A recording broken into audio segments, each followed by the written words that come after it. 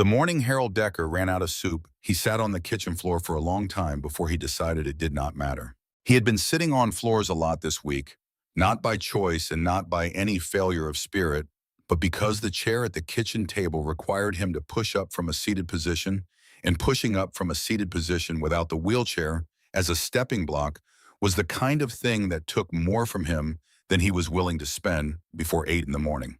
So he sat on the linoleum, his back against the lower cabinets, and he ate the last of the saltine crackers from the sleeve he had been rationing since Tuesday, and he drank water from the tap by pulling himself up to the counter and bending his head down to meet it. He was 70 years old. His left leg ended 4 inches below the knee, where a landmine in the Mekong Delta had made that decision for him in the spring of 1970. His right leg still worked technically, but arthritis had locked the knee at a permanent slight angle, and most mornings it woke him before the alarm did with a deep grinding ache that started somewhere behind the kneecap and spread outward like water soaking through wood. The two legs together made him a man who moved carefully, slowly, and always with something to hold on to. The wheelchair had been everything. It had been his legs. It had been his freedom. It had been the thing that turned the 30 feet between his bedroom and his front porch from an expedition into a commute. Without it, Harold Decker was a man whose world had contracted to the distance he could crawl. The wheelchair had been gone for 3 days now. He kept it on the front porch at night, locked to the iron railing with a bicycle chain he had used for 9 years without incident. The chain had been given to him by his late wife Norma, who had bought it from a hardware store in 1996 and presented it to him with the practical seriousness she brought to all matters of security. Norma had believed in locks and deadbolts and good lighting the way other people believed in prayer. She had not believed in prayer. She had believed in preparation. Someone had cut through the chain with bolt cutters. Clean cut, no jagged edges, no hesitation marks. Professional. When Harold had discovered the empty space on his porch at 6 in the morning 3 days ago, he had stood at his front door for several minutes, looking at the severed chain coiled on the wood like a dead snake. And he had understood immediately that this had not been spontaneous. Kids did not bring bolt cutters. Kids grabbed what they could reach and ran. Whoever had taken his wheelchair had come prepared, had known what they were looking for, and had chosen the night carefully.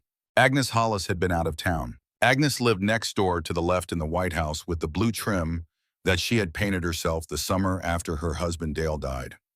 She was 66, widowed 5 years, and she had become Harold's closest proximity to a lifeline since Norma passed. She brought groceries on Wednesdays. She drove him to the VA hospital in Murfreesboro once a month for the check-in appointments that cost him nothing but a morning's worth of waiting room chairs and fluorescent light.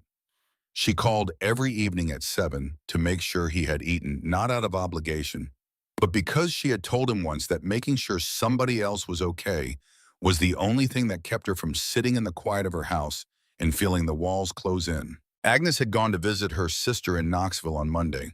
She would not be back until Friday. Whoever had taken the wheelchair had known that too. Harold had called the sheriff's office Monday morning, standing at his front door with the phone in one hand and the wall in the other. Deputy Raines had come out first, a young man with a sympathetic face and a notepad who wrote down the details and said he would file a report. 2 hours later, Sheriff Boyd Kincaid himself arrived, belly pressing against his belt, the look of a man who had arrived at a scene he had already concluded was a lower priority than whatever he had left behind. Probably kids, Boyd had said. Summer boredom. You know how they get. Harold had looked at the sheriff without expression for a long moment. He had used that look in the Mekong Delta on men who outranked him and said things that made no sense, and it had worked just as well then as it worked now, which was to say, it did not work at all, but it cost Harold nothing and said everything he needed to say without the trouble of saying it. The sheriff had left. The report would be filed. The process would proceed. The VA, when Harold called, put him through 3 automated menus and then to a woman who read from a script and told him the replacement process would take 6 to 8 weeks. Harold had laughed, not because it was funny. He laughed because if he did not laugh, he would say something to this woman that was not her fault, and he was not in the habit of directing his anger at the wrong targets. He hung up. He ate crackers. He sat on the floor. On the second day, he had dragged a kitchen chair to the bathroom, pushing it ahead of him down the hallway, sitting in it when his right knee refused to cooperate, standing again when it agreed to. The chair left marks on the linoleum. Harold did not care about the linoleum. The morning Harold ran out of soup, he had also run out of most other things worth eating, and he sat on the kitchen floor and took a quiet accounting of his situation. 3 crackers remained, half a can of green beans, no bread, no milk.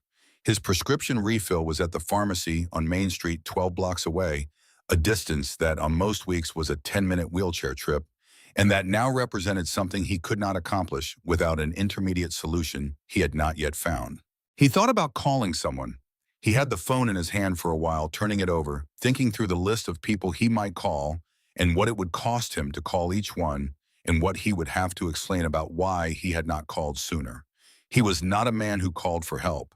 He understood in the abstract that this was a limitation that cost him things.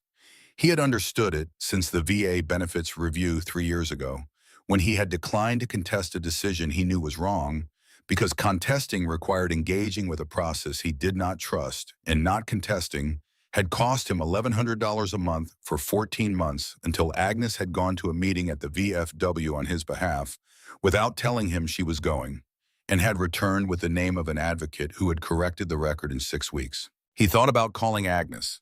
He did not call Agnes. Agnes was in Knoxville with her sister, who she saw 3 times a year and who was dealing with a hip replacement and did not need her sister called home early because her neighbor was sitting on a kitchen floor running low on crackers. By late morning, he had made a decision. He could not stay inside any longer.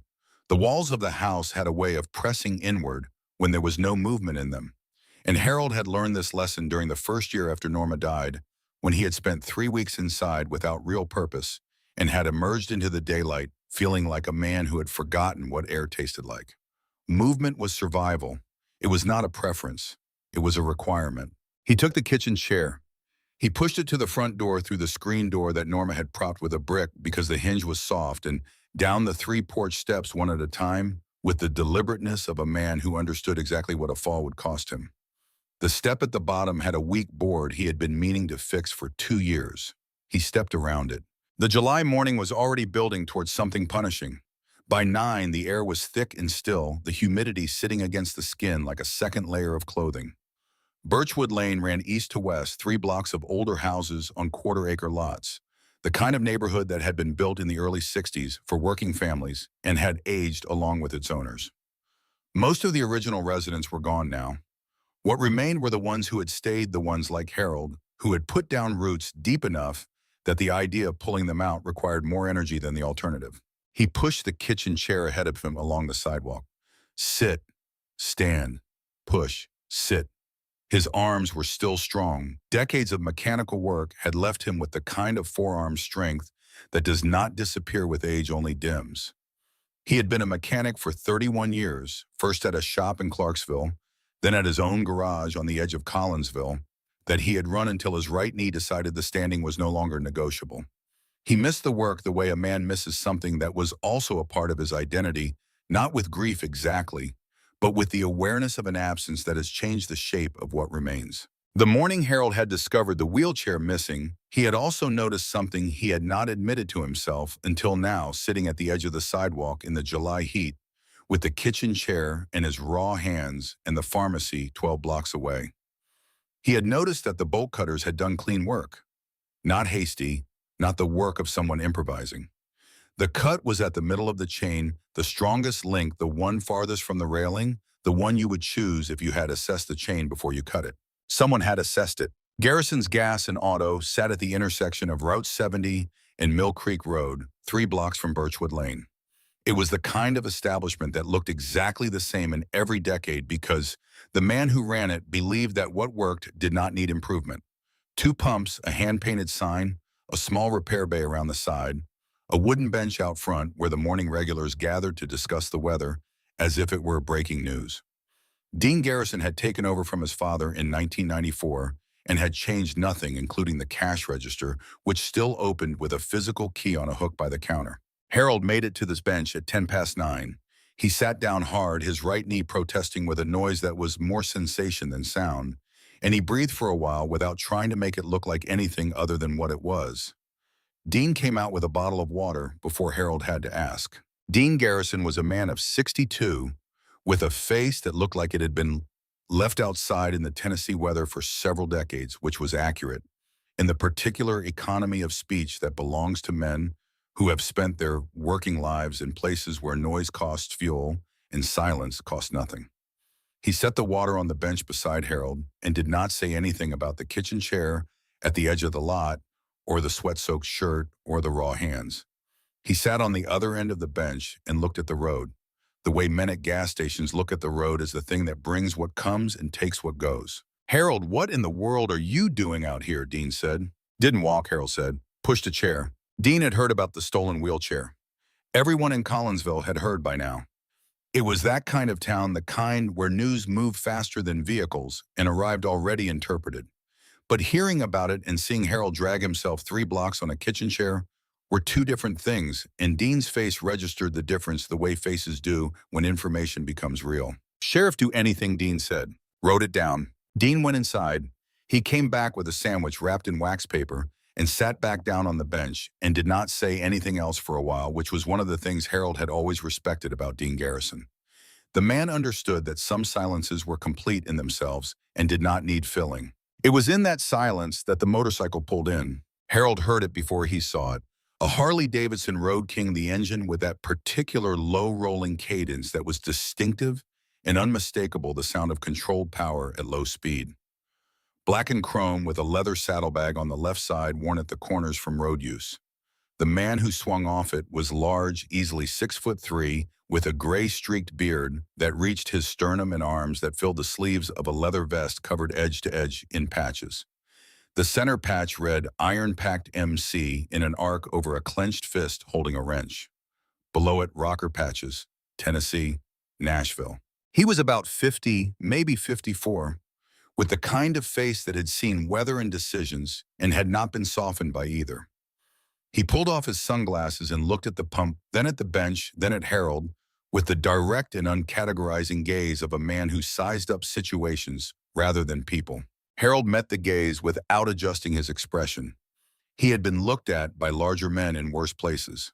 The biker filled his tank, paid Dean at the window, and came back around carrying his own bottle of water. He stood at the opposite end of the bench for a moment, then sat down on it with a particular combination of weight and deliberateness that large men use when they are choosing to occupy a space rather than just filling it. Neither man spoke. The pump clicked off on its own. A dog barked somewhere down Mill Creek Road. The cicadas were in full voice. "Vet," the man said. It was not quite a question. Harold glanced down at his hat. Vietnam veteran stitched in gold thread across the front, bought by Norma at a yard sale in 2001, and given to him with the disclaimer that she thought the stitching was slightly crooked, but the price had been right. 69 to 71, Harold said. Mekong Delta. The man turned the water bottle in his hands, looking at it rather than at Harold. "My father was in Da Nang," he said. "Marine Corps. Came home in 1970. A pause. Never said much about it. Most of us didn't. Another silence, this one comfortable in the way silences become when two people have agreed without speaking that they are not in a hurry. The man extended a hand the size of a catcher's mitt. Tucker Boone. Harold took it. Harold Decker. Something happened when Harold said his last name. Tucker Boone did not show it immediately, or perhaps he controlled it so quickly that the flicker was almost imperceptible. But Harold had spent decades reading the small signals that people telegraph before their faces caught up with their thoughts, and he saw something move behind Tucker Boone's eyes. Not recognition exactly. Something closer to a question that had suddenly found its answer in an unexpected place. Tucker looked at the kitchen chair at the edge of the lot. He looked at Harold's hands. He looked at the absent wheelchair space with the particular attention of a man cataloging information he intended to use. "Where's your chair?" he said. Harold took a long pull from the water bottle. "Stolen," he said. 3 nights ago.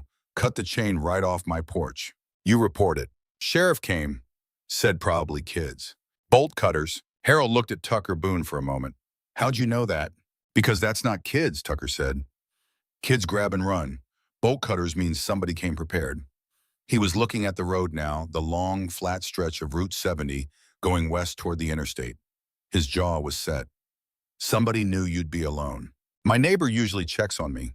She was out of town. And whoever did it knew that." It was not a question. Harold did not answer it as one. He ate the sandwich Dean had brought and drank the water and let the morning settle around them. And Tucker Boone sat at the other end of the bench with the stillness of a man who was thinking rather than waiting. After a while, Tucker said, "Harold Decker. That your full name?" "Harold James Decker." "What?" Tucker turned the water bottle in his hands again. The question he was carrying sat visibly behind his face for a moment before he chose not to release it. "No reason," he said, but Harold knew a deflection when he heard one. He had used enough of them himself. Tucker stood. He put his sunglasses back on, looked down at Harold with an expression that was somewhere between something decided and something still forming. "I'm going to make some calls," he said. Harold looked up at him. "You don't need to do that." "I know I don't. I don't need charity." "I know that too." Tucker picked up his water bottle, then set it back down on the bench beside Harold. "I've got some people I want to talk to. You going to be home?" "Where else would I be?" Tucker almost smiled. It was not quite a smile, more the arrangement of a face that was considering one. He walked to his Road King, started it with the particular ease of a man who had done the same motion 10,000 times, and pulled out onto Route 70 heading west. Harold watched the motorcycle until the heat shimmer absorbed it. "Who was that?" Dean said from the doorway. Harold looked at the water bottle Tucker had left on the bench. "Man named Tucker Boone," he said. He asked the right questions. He sat on Dean Garrison's bench for another hour because getting home was going to take everything he had, and he wanted to be sure he had enough of it. He watched the town move past him, the familiar rotation of cars and faces and small-town transactions. The woman from the pharmacy driving her lunch break, the Collins boys on their bikes cutting through the Garrison lot, even though there was a sign that said no bicycles. Harold did not begrudge the town its motion. He had been part of its motion for 34 years, had lived on Birchwood Lane since 1989, when he and Norma had bought the house for $62,000, and spent the first summer painting every room a color that Norma had agonized over for months, and Harold had liked them all. He thought about Tucker Boone saying his name, Harold Decker, the second time with the particular quality of a man repeating something he was testing against a memory. Harold knew what that quality felt like. He had felt it himself many times when a name surfaced from the part of his past he kept covered. The Mekong years were not something he organized into stories. They were something he carried the way a man carries a scar. Not thinking about it constantly, but always knowing it was there. Always knowing it was a part of the shape he made in the world. He had done things in the Mekong Delta that he had never told Norma. Not because he was ashamed of them, or not only because of that, but because some things were not stories. Some things were just events, permanent and unnarrated, belonging only to the people who had been there. He made it home by noon. He ate the last of the green beans cold from the can and lay down on his bed for 2 hours in the heat because the effort of the morning had taken more than he had budgeted.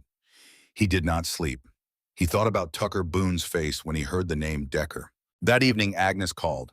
"You sound tired," she said. "I'm fine. You always say that, because it's usually true. What did you eat today?" Harold looked at the empty can on the counter. "Beans. Harold James Decker." "Agnes, I'm coming home tomorrow. Friday is too long. You said you'd stay through the weekend. Stay through the weekend." There was a pause on her end that Harold knew well. It was the pause of a woman deciding whether to push or whether to believe him. "You're not telling me something," she said. "I'm telling you I'm fine and you should stay with your sister who you don't see enough." "Can you manage one more day?" "I've managed worse." "You keep saying that like it excuses you from having to ask for help." Harold was quiet. He heard the evening outside his kitchen window, the cicadas winding down, the first suggestion of a cooler air coming off the fields to the east. "Agnes," he said, "I've got nothing that can't wait until Friday." After he hung up, he sat in the kitchen for a long time. The house was the particular quiet of a place that had once held two people and now held one, the kind of quiet that was not the same as silence because it was shaped by the absence of someone specific. Norma had done the dishes at this hour. The radio had been on. She had a habit of singing along without realizing she was doing it off-key and entirely committed, and Harold had pretended not to notice because he loved the sound of it and did not want her to become self-conscious. He missed her with the steady, unremarkable ache of a man who has accepted that missing is now a permanent condition of his days. Not a wound that will close, but a change in his own composition, like the leg. He had adjusted. He carried it. He moved around it. He slept badly and woke at 5 and lay in the dark thinking about a field in the Mekong Delta in 1970, about the cold water of the Songkai River, and a Marine going down in the current and the unremarkable decision that followed. He had not thought about that specific day in a long time. He did not know why it had surfaced now. He turned onto his side and looked at the ceiling until the light changed. The sound came the next morning at 9:30. Harold was in the hallway when it started, sitting on the floor with his back against the wall, resting between the bedroom and the kitchen. The hum was distant at first, the way a storm sounds, before the shape of it becomes clear, an indistinct accumulation of sound from somewhere down the road. Then it separated into individual beats, the way a chord separates into its notes when you listen closely enough, and Harold understood that what he was hearing was not one engine, but many. He pulled himself to the front window. They came down Birchwood Lane from the east end, 43 motorcycles in a formation that was loose enough to be civilian and tight enough to be deliberate.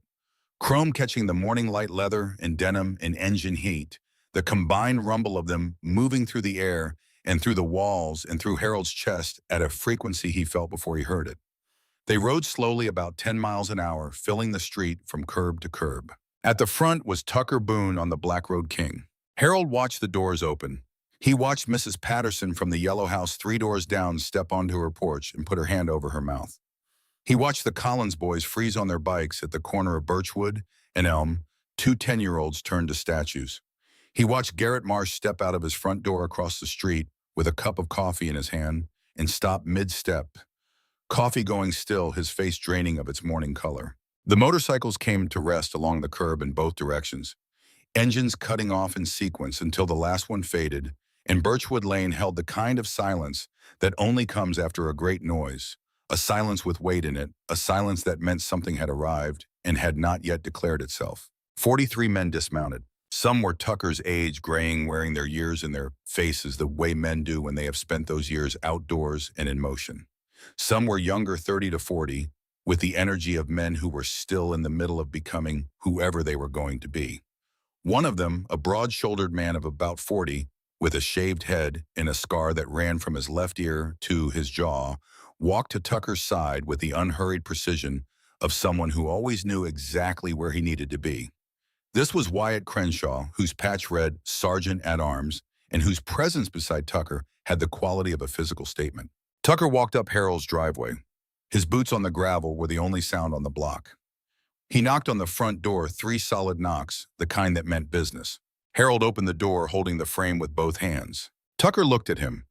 He did not say anything about the way Harold was standing, did not comment on the absence of the chair, did not produce the particular expression that people produced when they saw how badly Harold was managing. He just looked at him the way he had looked at him at the bench outside Garrison's, with the direct, uncategorizing attention of a man who saw what was there and did not editorialize about it. "Morning, Harold," Tucker said. "We thought we'd stop by." "I see that. Got some men who wanted to help, if that's all right with you." Harold looked at the 43 men standing in his yard and along the curb. He looked at Tucker Boone, at the iron-packed patch on his chest, at the quiet patience in his face. He thought about saying that he did not need help. He thought about the 3 days of crackers and floor sitting and cold beans from the can. "Come in," Harold said. "Mind the step on the left. It's soft." Within 40 minutes, Birchwood Lane had reorganized itself around something it had not anticipated. Tucker had divided his men without apparent instruction, the way a unit divides that has worked together long enough to know its own roles without being assigned them.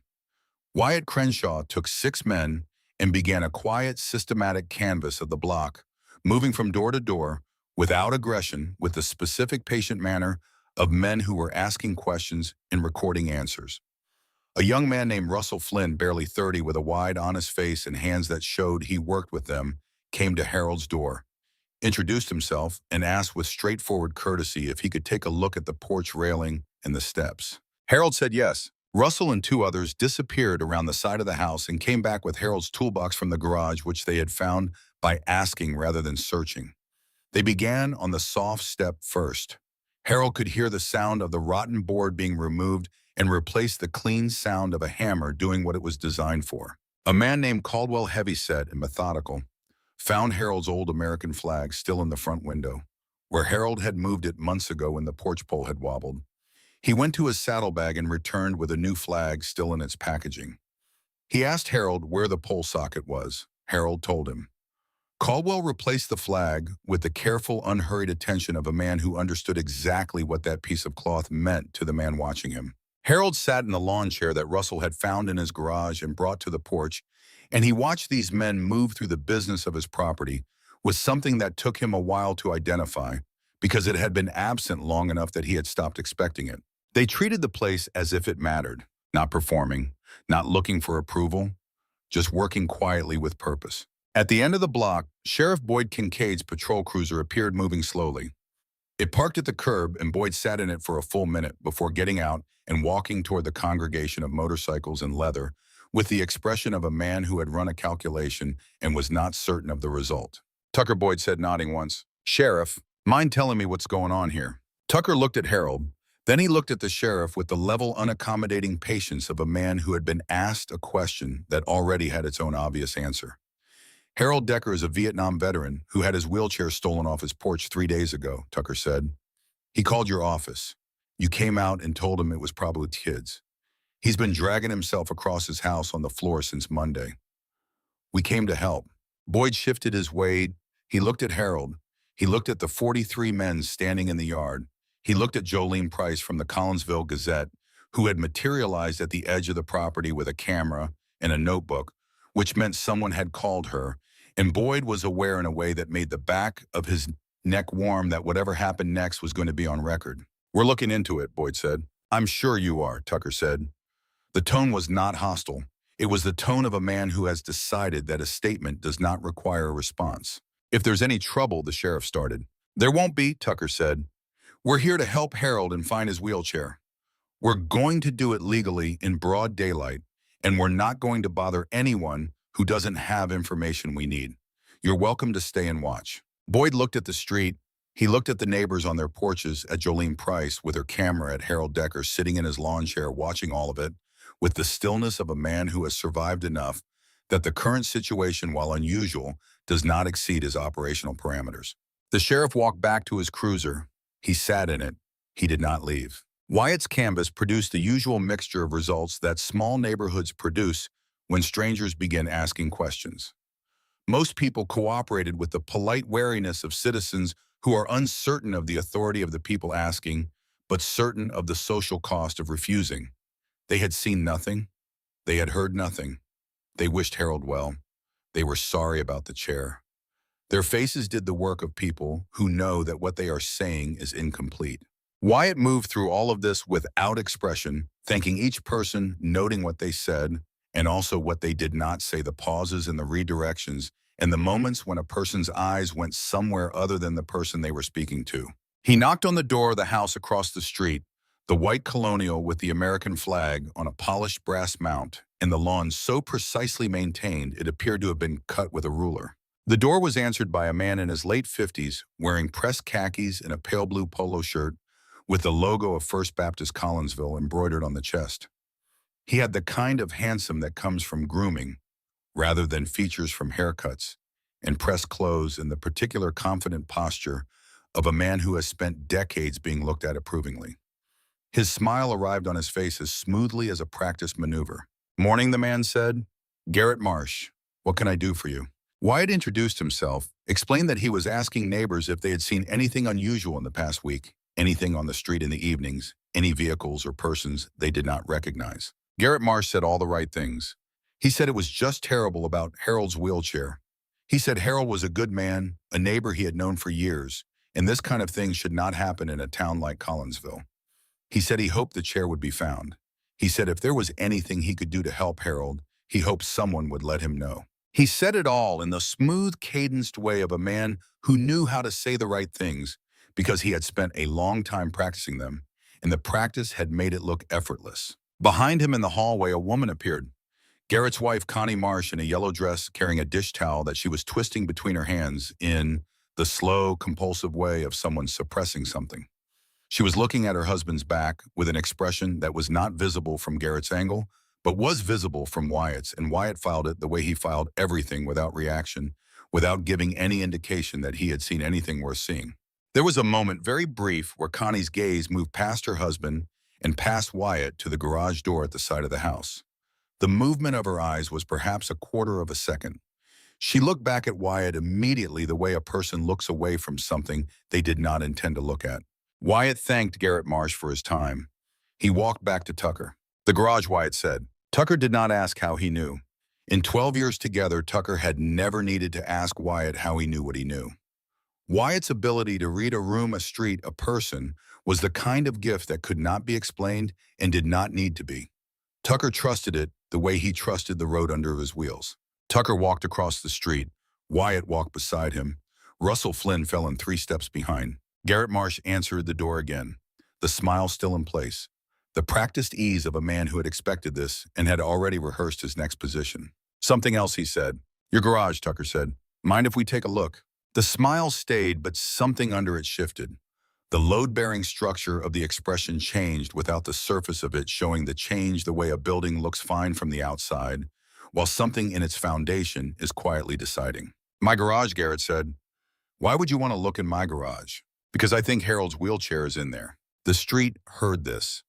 The silence that followed was the kind that happens when everyone present simultaneously stops doing what they were doing to listen.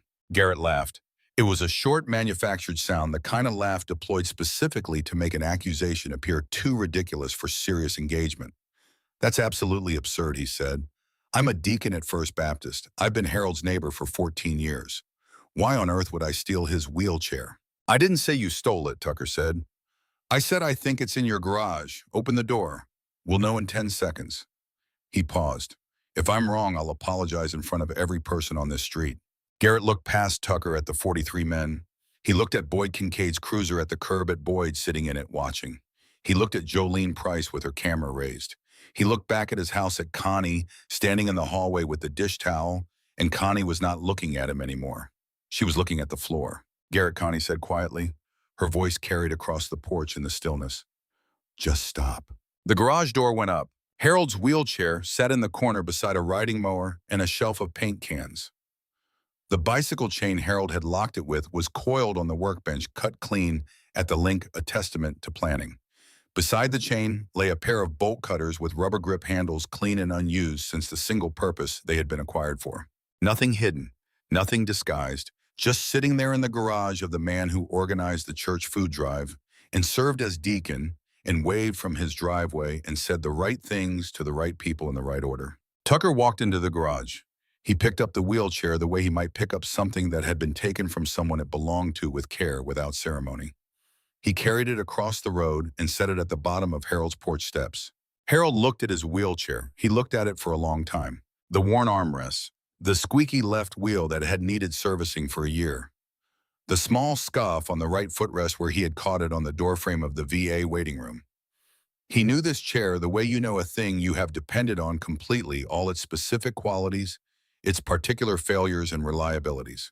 He looked across the street at Garrett Marsh, who stood in his driveway with the smile gone, his hands at his sides, opening and closing the way hands do when the body is searching for something to do and finding nothing. Why, Harold said, one word across 30 feet of Tennessee morning. Garrett Marsh said nothing. It was Connie who answered. She stepped past her husband, past the porch railing, out to the edge of their lawn. She was looking at Harold directly with the particular clarity of a woman who has decided that silence is no longer something she is willing to sustain. He wanted you to move, she said. Her voice was level and small and carried in the still morning air with perfect audibility.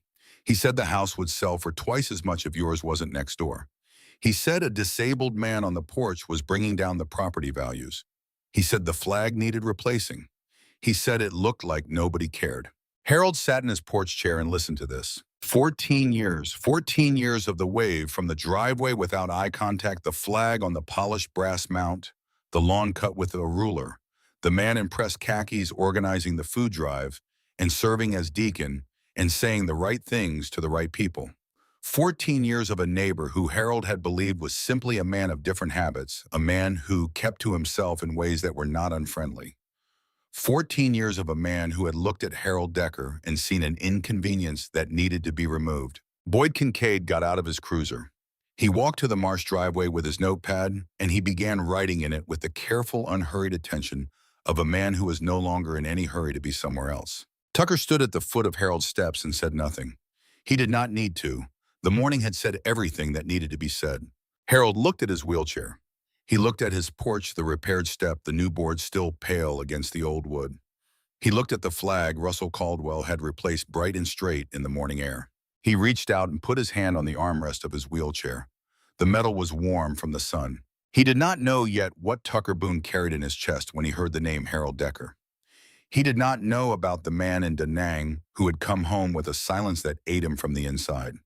He did not know about a letter written in 1987 and never delivered. He did not know about the thing that had been waiting for more than 50 years to find its way back to where it started. He just knew that his wheelchair was back on his porch and the men the town had feared were the only ones who had looked. And that for this morning was enough. The day after the wheelchair came home, Wyatt Crenshaw stayed in Collinsville. Tucker had taken most of the men back to Nashville that afternoon, leaving Wyatt and Russell Flynn with the understanding that there was more here than a stolen chair and that more always deserved a second look. Wyatt had checked into the Budget Inn on Route 70, a 12-unit motel that smelled of industrial cleaner and had a vending machine in the lobby that dispensed exactly 3 things. He paid cash and told the man behind the desk he would be there 2 or 3 days, and the man accepted this without curiosity, which was one of the things Wyatt appreciated about the kind of motels that operated on cash. He was not a man who required explanation from the places he inhabited temporarily. He had been with the Iron Pack for 11 years. Before that, 8 years in the Army, 2 tours in Iraq, the second one in Mosul during a period that Wyatt did not describe in specific terms to anyone outside the people who had been there with him.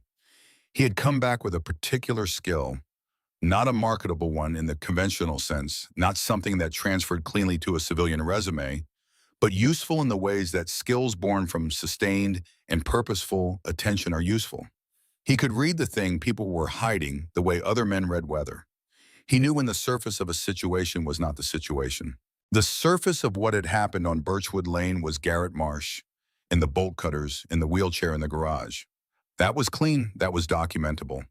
Boyd Kincaid had written it in his notepad, and the charge would proceed through whatever process it would proceed through, and there would be a result, probably a misdemeanor, probably a fine, probably consequences, for a man whose social standing in Collinsville would never fully recover from the specific nature of what he had done.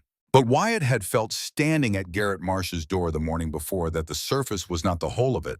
Connie Marsh had looked at the garage before she looked back at Wyatt. That was one thing. But there was something else, something in the way Garrett had answered the questions, the way the prepared answers sat too smoothly in his mouth, the way a man answers questions he has already rehearsed because he has been waiting for someone to ask them. Wyatt spent the first morning going back through Birchwood Lane one more time, talking to the people he had not reached the day before, filling in the ones in his picture of the street. Most of it was peripheral, but a woman named Nadine Combs, who lived in the yellow house 3 doors from Harold, and who had grown up in Collinsville and had the particular social memory of a woman who had never left the place she was born, told Wyatt something that lodged itself in his mind like a splinter. Garrett's had his eye on Harold's property for years, Nadine said. She was watering her porch plants and had the air of a woman who had been waiting for someone to ask. His backyard and Harold's backyard share a fence line. Garrett's been trying to expand his property line for years, wanted to build a workshop. Harold wouldn't sell, not even the back corner lot. They had words about it, maybe 3 years back. Garrett didn't take it well. She paused, deadheading a geranium with practiced efficiency. Garrett doesn't take things that don't go his way very well. He just hides it better than most. Wyatt thanked her. He went back to the motel and called Tucker. There's more, Wyatt said. Tell me. The wheelchair was the short game. I think there's a longer play. I want to look at Marsh's dealings. Property records, anything he's filed in the past 2 years. Tucker was quiet for a moment. Harold, know you're still in town. Not yet. Maybe tell him. Man like Harold doesn't need people doing things around him without him knowing. Wyatt acknowledged this. He drove to Harold's house, knocked, and when Harold opened the door, explained simply that he had stayed because something did not feel finished, and that he would like to keep looking if Harold did not object. Harold looked at him for a moment. You're going to look whether I object or not, Harold said. I'll look harder if you don't. Harold almost smiled. Come in, he said. Mind the step. Left, Wyatt said. I know. They sat at Harold's kitchen table, Harold in his wheelchair, and Wyatt in the chair across from him, and Wyatt asked Harold what he knew about Garrett Marsh. Harold told him, 14 years of neighbor clean lawn church Deacon food drive the wave from the driveway that never included eye contact. The conversation 3 years ago about the back corner lot, Harold's quarter acre that abutted Garrett's property, which Garrett had wanted to purchase for a sum that Harold had known immediately was low, because Harold had spent enough years doing business to know when a number was meant to sound reasonable without being reasonable. Harold had said no. Garrett had said he understood completely, no hard feelings. He had continued waving from the driveway without eye contact. Wyatt wrote nothing down. He remembered things. Russell came by mid-morning to install the wheelchair security mount that Tucker had ordered from a hardware store in Nashville and had sent down with Wyatt. It was a steel floor mount bolted to the porch boards with 5-inch deck screws with a locking mechanism that required a specific key. Wyatt put the key on a cord and handed it to Harold, who put it around his neck without comment. "The railing will hold 2 of me now," Russell said, testing it. "I don't need 2 of you holding the railing," Harold said. "No, sir." Russell grinned. He had an easy, open face, the face of a young man who had not yet been worn enough to develop the particular guardedness that came with experience. He reminded Harold of someone, and it took Harold a while to identify who, and then he understood that Russell Flynn reminded him of himself at 30, not in appearance but in the quality of his attention, the way he did a thing because the thing needed doing without ornamentation. The county courthouse records were public. Wyatt drove there in the afternoon and sat at the public terminal in the clerk's office and pulled property records for the Birchwood Lane corridor. What he found took him about 40 minutes to assemble into a coherent shape. Garrett Marsh had filed a purchase inquiry with a real estate investment company called Partridge Property Group 6 weeks ago. The inquiry concerned a parcel described as 1147 Birchwood Lane, Harold's address. The inquiry had been filed not as an offer, but as a prospective acquisition contingent on the property becoming available within a 60-day window. There was no offer price in the filing because the filing was preliminary, a statement of intent, a man positioning himself for a transaction he expected to be imminent. The filing was dated 6 weeks ago. The wheelchair had been taken 3 days ago. The timeline was clear enough to require no interpretation. Wyatt sat in the clerk's office for a moment looking at the record. 43 days between the filing and the theft. Long enough to be planning. Long enough to have considered and constructed a strategy. Long enough for a man who believed in preparation to have acquired bolt cutters and studied his neighbor's habits and identified the specific window of vulnerability that Agnes Hollis's trip to Knoxville created. He photographed the record with his phone. He called Tucker. He filed a prospective acquisition, Wyatt said. Harold's house. 6 weeks ago. Tucker was quiet. He wasn't just trying to inconvenience Harold, Wyatt said. He was trying to force the transaction. Isolate him, wear him down, make the house impossible to stay in without the chair, and wait for Harold to decide a care facility was the better option. Then the house goes on the market, and Marsh is positioned to buy it below value. That's not misdemeanor theft, Tucker said. Number. Boyd Kincaid got any of this. Boyd Kincaid is writing in his notepad, Wyatt said. I don't know what he's connecting. Another silence. I'm coming back down, Tucker said. I figured, but there was more. Wyatt had not expected more. He had expected to find the property filing and present it to Boyd Kincaid and let the legal process do what legal processes did, slowly and imperfectly, and usually towards some version of the right outcome, if enough pressure was applied at the right points. He had not expected what Connie Marsh said to him when he knocked on her door that afternoon. She answered the door in the same yellow dress, but she was different inside it than she had been the day before. Yesterday, she had been a woman suppressing something. Today, she was a woman who had decided that suppression was no longer the appropriate response to her situation.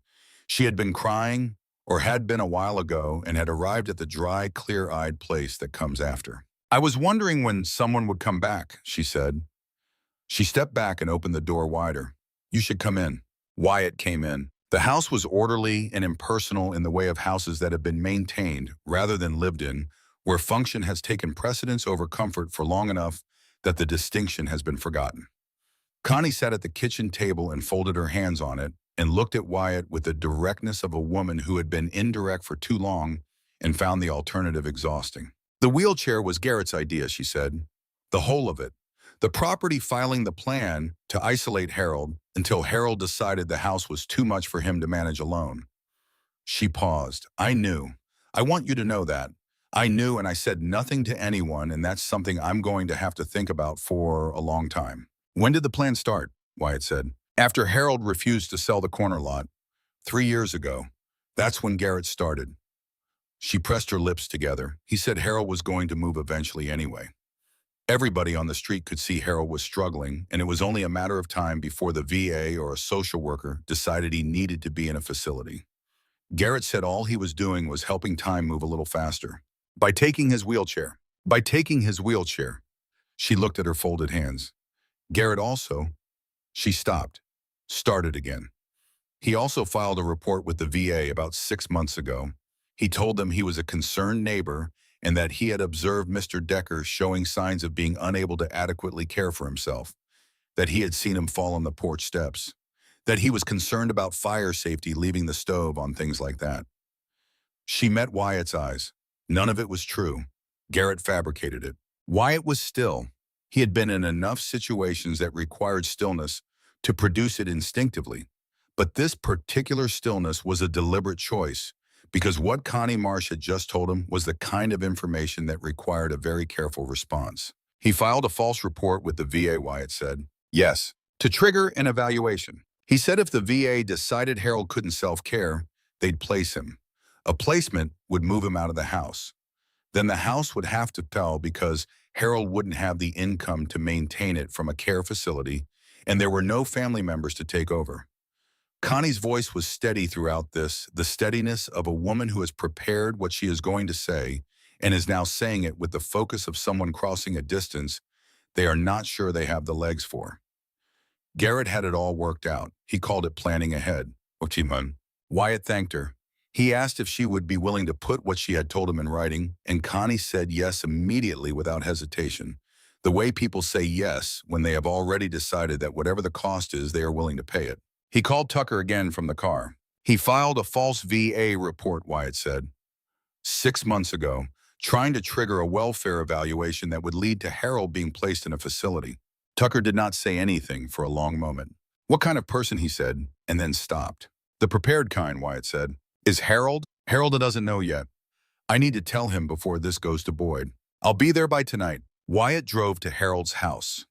Harold was on the porch in his wheelchair in the afternoon light that came in low through the trees at the end of Birchwood Lane. He was doing nothing or what looked like nothing, sitting in the particular stillness of a man who was thinking about something specific. Wyatt sat in the second chair. He told Harold about the property filing. Harold listened without expression, which Wyatt had expected. Then Wyatt told him about the VA report, and Harold's expression did not change, but something in the quality of his stillness changed in a way that Wyatt registered and respected and said nothing about. He called the VA, Harold said, 6 months ago, and told them I couldn't take care of myself. Yes. Harold was quiet for a moment. He looked at the street. A car went past, slowing slightly at the sight of 2 men on the porch, then moving on. And the evaluation. Still pending, apparently. A caseworker was going to contact you. I don't know if the contact has happened or is scheduled. Harold nodded slowly. Harold, Wyatt said, this isn't just theft. What Marsh did goes further than that. Filing a false report with a federal agency attempting to defraud a veteran of his housing through fabricated welfare concerns. Boyd Kincaid needs all of this. Boyd Kincaid, Harold said. He said the name with the same inflection as before, the inflection that said a lot with very little. I'll be with you when you talk to him, Wyatt said, and I'll give him the documentation from the courthouse. He'll have to act on it. Harold looked at the street for a moment. I appreciate that, he said. Then after a pause, what made you stay? Wyatt looked at him. The chair in Marsh's garage was too easy to find, he said. Men who do things like this carefully don't leave what they've done sitting in a corner uncovered, unless they believe they're untouchable. Marsh believed he was untouchable because he was the man everyone trusted. He had put so much work into being that man that he had stopped imagining anyone would look underneath him. Harold thought about this. That's its own kind of blindness, he said. Yes, Wyatt said. It is. Tucker came back that evening. He came alone on the road, King, and he came at a time that Harold recognized as the hour when a man arrives when he has thought about what he needs to say and is ready to say it the early evening when the day has finished accumulating and the light has gone soft enough that the edges of things are less sharp. Agnes Hollis had come home that afternoon. She had pulled into her driveway at 5:15 a day earlier than planned because Agnes Hollis had been in Knoxville listening to her sister talk about her grandchildren, and the entire time she had known, with the quiet certainty that a woman develops over a life of paying attention, that something was happening at home and that she was not where she needed to be. She got out of the car with her overnight bag and looked at Harold's house and stopped. The porch was different. The railing was straight. The flag was new. There was a steel mount on the porch floor that had not been there when she left. And Harold was sitting on the porch in his wheelchair, watching her with the expression she recognized as the one he wore when he was waiting for someone to catch up with what he already knew. "Harold James Decker," she said. "Agnes, what happened to your porch?" "Replace the railing, fix the step, put in a security mount for the chair." Agnes walked across to Harold's yard and up to the porch and sat in the second chair and looked at him with the patient total attention of a woman who has been given an incomplete answer and is prepared to wait. Harold told her everything. He told her about the wheelchair, about Dean Garrison's bench, about Tucker Boone and the Road King, and the 43 men who had filled Birchwood Lane on a Wednesday morning. He told her about the garage door going up and the bolt cutters on the workbench and Connie Marsh at the edge of her lawn saying what she had said. He told her about Wyatt still in town and what Wyatt had found at the courthouse and what Connie had said about the VA report. Agnes listened to all of it without interruption. When he finished, she was quiet for a moment. "Are you angry?" she said. Harold thought about this. He looked at the street at Garrett Marsh's house across the way, quiet and white and correct in the afternoon light. "Angry is a fuel," Harold said. "I've used it. In Vietnam, I used it because it was available and I needed something to run on. After Vietnam, I used it for a while and it ate more than it produced." He paused. "What I am is clear. I'm clear about what happened and what it revealed about the people. It revealed it about and what it says about the town and what the town needs to reckon with. That's different from angry." Agnes was quiet. "It confirms something I've known for a long time," Harold said, "that the people who are most careful about looking good and are often the ones who need to be looked at most carefully." He paused. "I knew something was wrong with Garrett Marsh the second week after we moved in. He came over to introduce himself, and the whole time he was talking to me, he was looking at the house. Not at me, at the house." Agnes said nothing. "Norma thought I was being uncharitable," Harold said. "She said not everyone who looks at a house is calculating what it's worth to them." He looked at the flag moving once in the light evening air. "She was right more often than I was, but not about Garrett Marsh." Tucker arrived at 7. He came up the porch steps with a folder in his hand, a manila folder unremarkable. He nodded to Agnes and introduced himself simply. She shook his hand and looked at him with the frank appraisal of a woman deciding something about a person, and then apparently having decided it said she would bring out some coffee and went inside. Tucker sat in the second chair. He set the folder on the arm of his chair and did not open it immediately. "I made some calls this afternoon," Tucker said.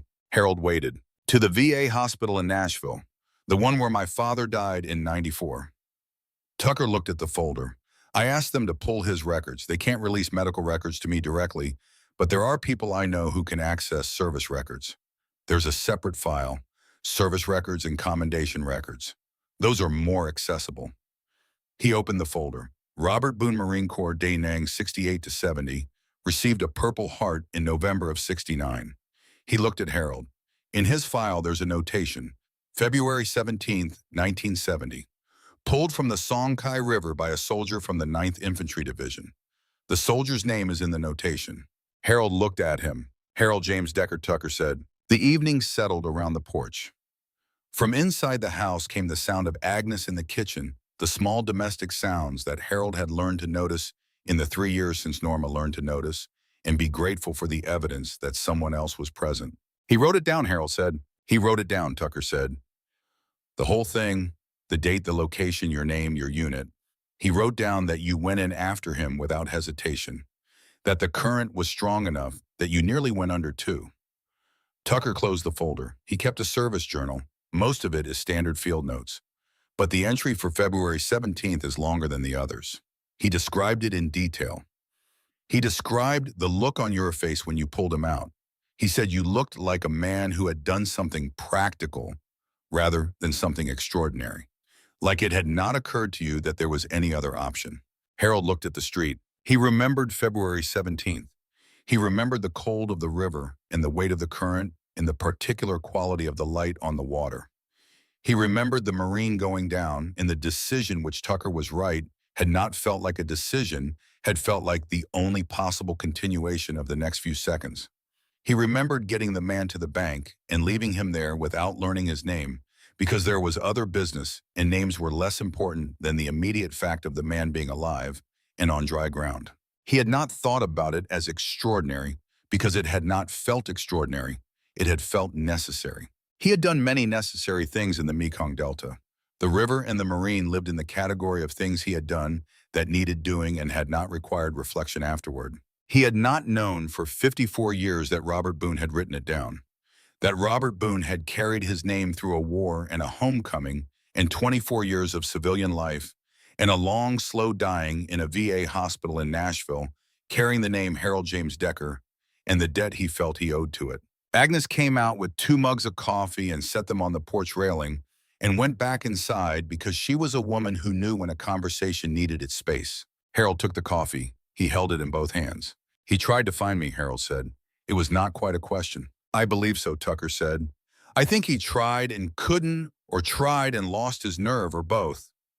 Men like my father, Tucker stopped, chose his words.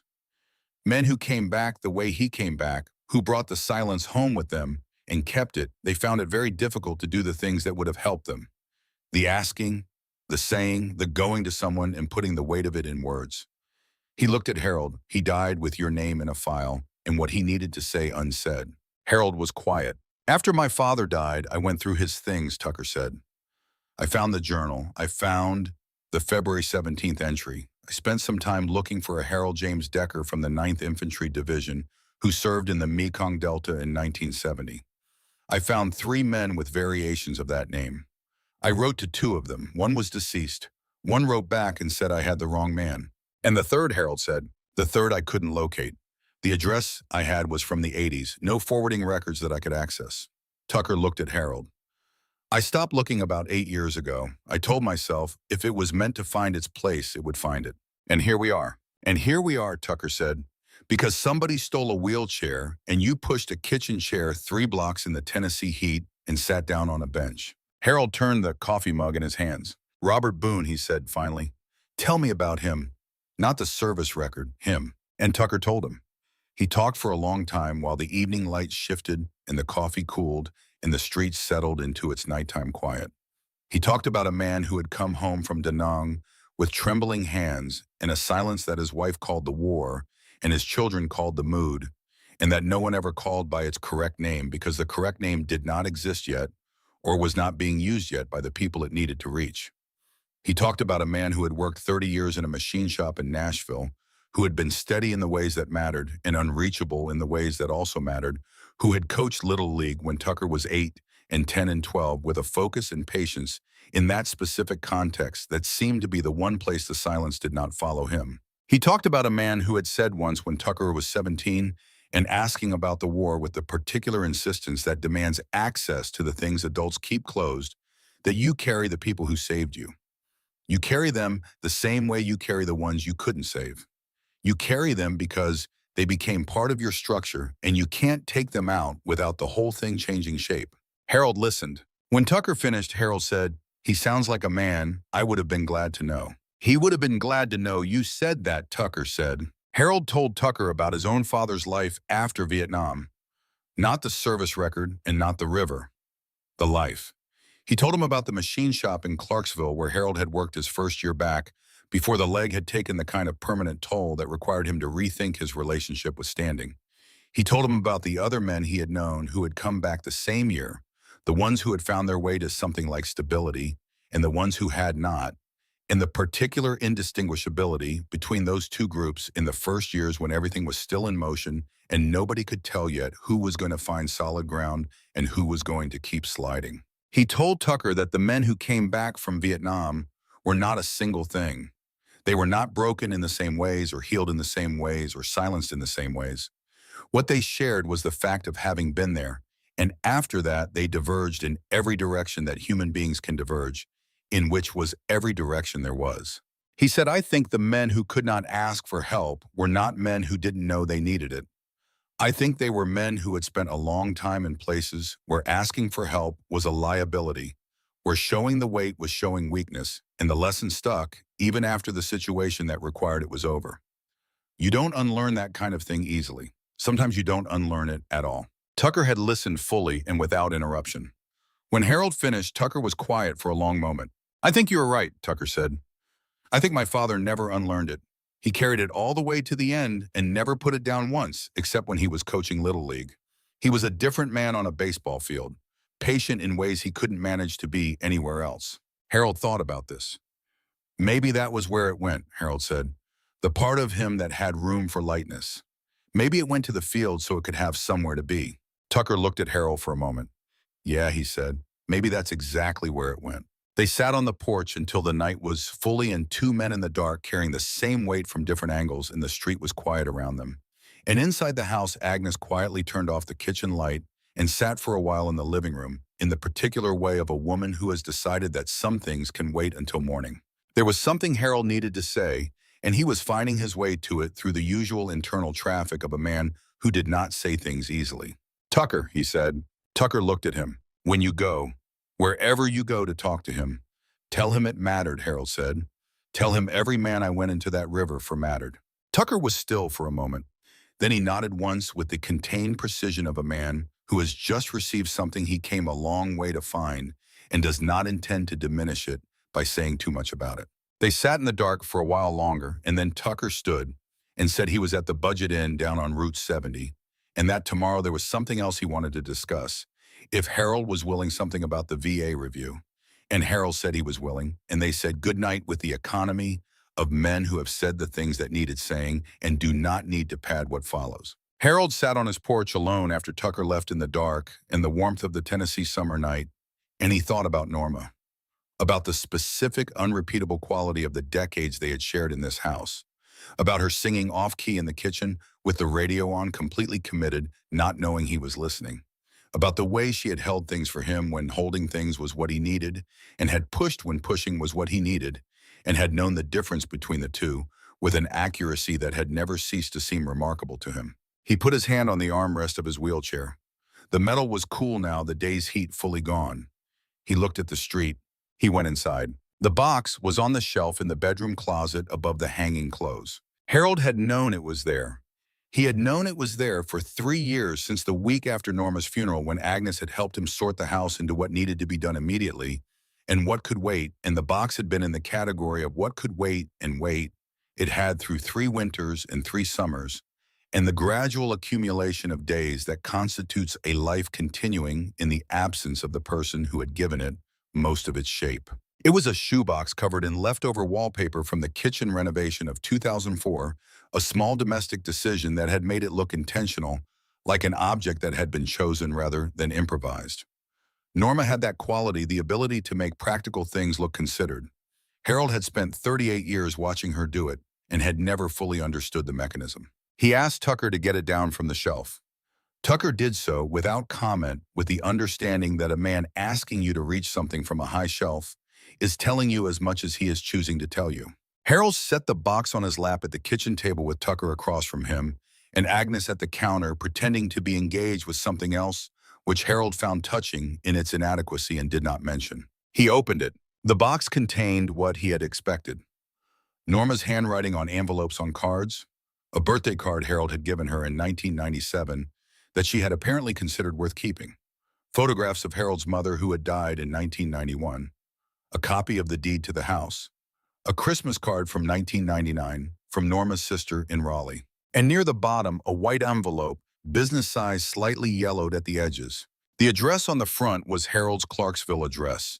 The return address read Robert W. Boone, a Nashville Street address written in a hand that had pressed firmly on the pen. The stamp in the upper right corner was postmarked August 14, 1987. Harold held the envelope and looked at it. Tucker had gone still across the table. The envelope was unopened. The seal on the back was intact. Harold put the letters on the table between himself and Tucker. Tucker looked at it. He looked at the return address. He looked at Harold. Harold said, "Open it." Tucker opened the envelope. He unfolded a single sheet of paper, white with the horizontal creases of a letter that had been folded and stored for a long time. He read it. Harold watched his face while he read it. Tucker's face did not move, but his breathing changed, very slightly, the way breathing changes when something reaches a person at the level where the body and the mind connect. Tucker set the letter on the table and turned it to face Harold. Harold read it. It was not a long letter. Robert Boone was not a man who used more words than a thing required. It said, Harold James Decker. I have been trying to find you since I came home. I don't know if this address is right.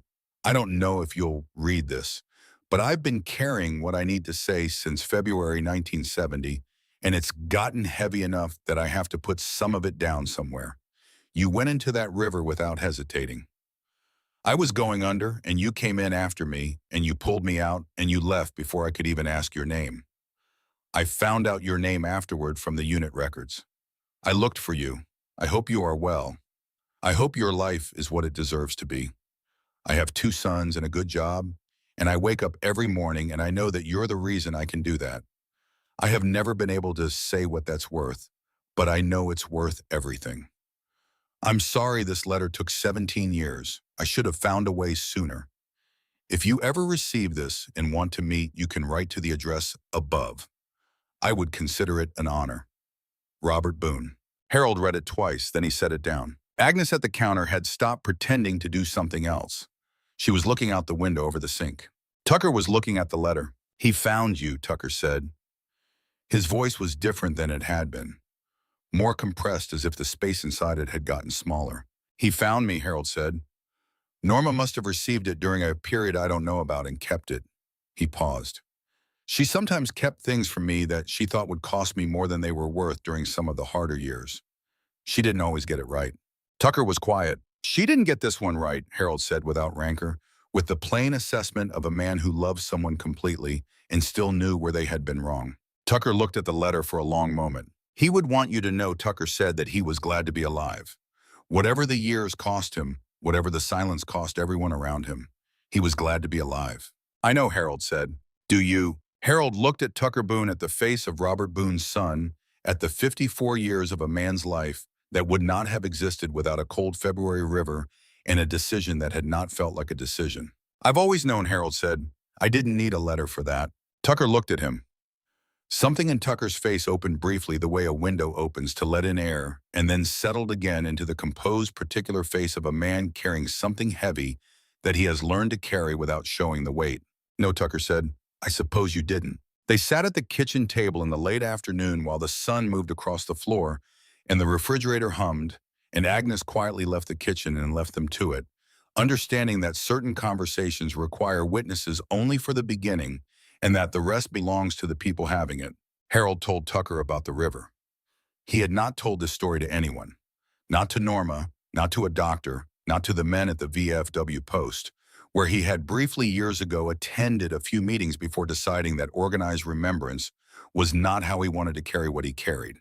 He told it simply in the sequence it happened, without interpretation, the way a man tells a thing that has lived too long inside him to have any shape left except its original one. The current, the weight, the light on the water, the way a man going under looks when the water has already made its decision and he has not yet made his. The unremarkable decision that followed. The bank. The Marine alive on the mud. Harold walking back to whatever needed doing next. Tucker listened without interruption. When Harold finished, Tucker said, "Thank you." Harold nodded. The box sat on the table between them. Norma's wallpaper bright in the afternoon light. The shoebox of a woman who had understood that things needed keeping, even when she did not fully understand why. Harold thought about her, about the particular imperfect wisdom of someone who loves you and makes the wrong call for the right reason and dies before she can correct it. He thought that what Norma had done with the letter was not a betrayal and not a gift. It was the action of a woman who had been trying to protect something fragile at a moment when fragility was what she saw and who had not had the time to revisit the decision. He forgave her without effort because forgiveness for this particular thing did not require effort. It required only the understanding that she had done what she could with what she knew, which was what all of them were doing always, and what more could be asked. Boyd Kincaid called that evening. He said the fraud investigator from the VA's regional office would be in Collinsville the following Tuesday. He said the district attorney had reviewed the documentation Wyatt had provided and was considering whether the filing of a false federal report constituted grounds for charges beyond the county-level theft case. He said Garrett Marsh had retained an attorney from Murfreesboro who specialized in property law and whose presence in the case suggested that Garrett understood the scope of what he was now facing. Boyd also said before he hung up that he had made a call to the Collinsville 5 FW post and mentioned what had happened and that the post commander had said if Harold ever wanted to come by, there would be people glad to see him. Harold thanked him and set down the phone. He thought about the letter in the shoebox, about the 17 years Robert Boone had waited before writing it, the lifetime of waiting after sending it, the 24 years in a Nashville female hospital with something unsaid that had never been said. He thought about Norma keeping the envelope sealed, setting it in her box, never mentioning it. He thought about whatever it was that moved in Tucker's face at the gas station bench when he heard the name Harold Decker, the thing that passed and was controlled. Harold had never been a man who believed in the spiritual architecture of events, in things being arranged toward meaning by some organizing principle above the ordinary one. He was a practical man, a mechanics man, a man who believed in the sequence of causes and their effects. But sitting in his kitchen with Robert Boone's letter on the table, Harold allowed himself the thought that there was something in the convergence of these particular events that was too specific to call entirely random. A wheelchair stolen by a greedy neighbor, a kitchen chair pushed 3 blocks in the heat, a bench at a gas station, a name. He picked up the letter and read it one more time. Then he folded it along its original creases and put it back in its envelope and set it on the table where he would remember to give it to Tucker in the morning. Tucker would want to keep it. Harold understood that without needing to ask. It was Robert Boone's handwriting. Robert Boone's words, the physical evidence of a man reaching across 17 years, and a river and all the silence in between toward the person he was reaching for. Tucker had a right to that. Harold turned off his kitchen light. He rolled to his bedroom. He lay down and listened to the house settle around him in the Tennessee night, and for the first time in a long time, the settling sounded like something other than silence. It sounded like the beginning of the next part of things. The meeting with Boyd Kincaid happened the next morning at the sheriff's office on Main Street, a brick building that had been built in 1962 and renovated once in 1994 and had the particular institutional quality of a place that had been designed for function and had achieved function without aspiring to anything beyond it. Harold went in his wheelchair. Tucker sat to his left. Wyatt sat to his right. Boyd Kincaid sat behind his desk with his hands folded on top of it and his expression in the careful neutral of a man who was still calibrating exactly how much trouble he was in and what posture best addressed that uncertainty. He was a capable sheriff in the limited ways that being a capable sheriff in a town like Collinsville required. He handled accidents and disputes and the occasional break-in with the steady competence of a man who had done it long enough to know the shape of the problems. He was not, Harold had concluded, a dishonest man. He was an incurious one. He saw the surface of things and accepted it because the surface usually cost less, and the people who paid him were usually satisfied with the surface. This was no longer a surface situation, and Boyd knew it. Wyatt laid the courthouse documents on the desk. The property inquiry filed by Garrett Marsh for Harold's address dated 6 weeks before the theft. Tucker provided the transcript of his conversation with Connie Marsh, which Connie had agreed to have recorded on Wyatt's phone, understanding that her words needed to be more than memory if they were going to be useful. Boyd listened to the recording with his hands still folded and his face doing the slow, reluctant rearrangement of a man whose picture of a situation is being significantly revised. The part that changed his expression most visibly was the VA report. He filed a false report with the VA, Boyd said, when the recording reached that section. 6 months ago, Wyatt said, to trigger a welfare evaluation, with the intent of having Harold placed in a care facility, clearing the house for sale and positioning himself to purchase the property below market value. Boyd unfolded his hands. He picked up a pen. He set it back down. He looked at Harold. Harold, he said, I owe you an apology. Harold looked at him. I came out Monday and I wrote it down and told you it was probably kids, and I went back to whatever I was doing. Boyd was looking at his desk now, not at Harold. I should have asked more questions. The bolt cutters, the timing, the fact that you'd refused to sell to Marsh. I should have seen the shape of it. Harold said nothing. I'm sorry, Boyd said. Harold acknowledged this with a slight nod. The acknowledgement of a man who accepts an apology without fully releasing the context in which it became necessary. Boyd spent the next 40 minutes on the phone. When he finished, he told Harold that the theft charge against Garrett Marsh would be elevated in light of the documented evidence of premeditation. The false VA report was a separate matter requiring federal involvement, and Boyd had already made a call to the regional VAA inspector's office in Nashville. A fraud investigator would be in contact with Harold within the week. He also made a call to the VA Welfare Evaluation Office, and informed them that the report filed by Garrett Marsh 6 months ago was being investigated as fraudulent, and that any pending evaluation of Harold Decker should be suspended pending the investigation's outcome. Harold sat in the sheriff's office and listened to all of this proceed around him with the quality of a man watching something he has long known would happen eventually. Finally happen without surprise, without particular satisfaction, simply with the acknowledgement that the world occasionally came around to the correct conclusion, even when it took longer than it should. They drove back to Birchwood Lane in Tucker's truck, the Road King in the bed. Harold gave Tucker the letter before they left the house.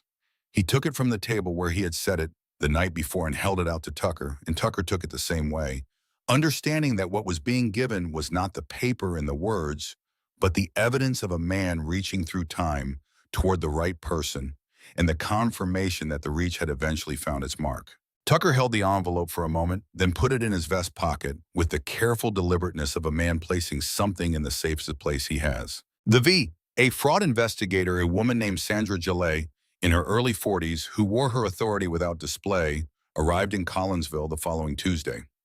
Harold went with Tucker, who had stayed at the Budget Inn. They sat across from Gillet in Boyd Kincaid's conference room, and Harold told her the sequence of events from his perspective, while Tucker sat at his right and said nothing but was present in the way that Tucker Boone was present in a room with the quality of a weight that reassured without pressing. Gillette asked precise questions. She had a manila folder, and it was already thick, which meant the VA's regional office had done its preparatory work before sending her down. She asked Harold about his care needs, his VA relationship, any prior contacts from welfare evaluators. She asked about Garrett Marsh in the specific terms of a woman isolating facts from a larger story. When the meeting was done and they were back on the street, Tucker said, "She'll do the right thing." "How do you know?" Harold said. "Because she wrote down everything you said. Not the parts that fit a form, everything." Tucker looked down the main street of Collinsville at the storefronts and the hardware store and the diner and the church in the middle distance. People who write down everything are people who understand that what fits the form is never the whole of the thing. Harold considered this. "You've had some experience with investigators." "Some," Tucker said, which was the kind of answer that contained more than its word count suggested. Jolene Price from the Collinsville Gazette came by Harold's house that afternoon with a notebook and the direct, unhurried manner of a journalist who has a story she understands and wants to tell it correctly. She asked Harold if she could write about what had happened. Not just the wheelchair and the garage, but all of it, the VA report, the property filing the bikers, filling Birchwood Lane on a Wednesday morning. Harold thought about it. He said she could write the rest. He said the letter was Tucker's to decide about. "Write it straight," Harold said. "Don't make me a saint, and don't make Marsh a monster. He's a man who made a choice, and the choice had a logic to it that you could follow from one point to the next, even if the logic was wrong. Write that." Jolene looked at him. "Most people want the simpler version." "Most people will read the simpler version into whatever you write anyway," Harold said. "Might as well give them the real one and let them do what they're going to do with it." Jolene wrote in her notebook for a moment. "Can I ask you something?" "You're going to. Are you angry at any of it?" Marsh, the V, the sheriff, writing it down in his notepad and going back to his coffee. Harold looked at the street. "Angry as a fuel," he said. "I've spent plenty of time running on it. The war made it easy to access and hard to put down, and the years after cost me more than I ever got back from it. What I am now is clear. I'm clear about what happened and what it revealed and what the town needs to reckon with. That's different from angry." He looked at her. "Write that if you want to write something true." Jolene wrote it. The Collinsville Gazette article ran on a Thursday. Jolene Price had written it exactly as Harold had asked her to, without saints or monsters, without the simple version.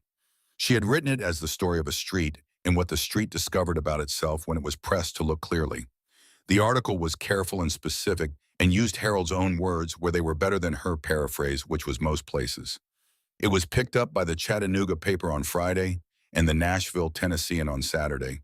And after that, it moved in the way of stories that find the current of something people are already thinking about and carry it further. Letters came. Harold received 17 letters in the 2 weeks after the article ran. He read them all. A few were from veterans in similar situations. A few were from people who had known the Iron Pact or knew men like the Iron Pact and wanted to say that they had always known this about them, which was probably not true, but which Harold chose to accept charitably as the way people position themselves in relation to a story once the story has made the correct outcome clear. He responded to 3 letters.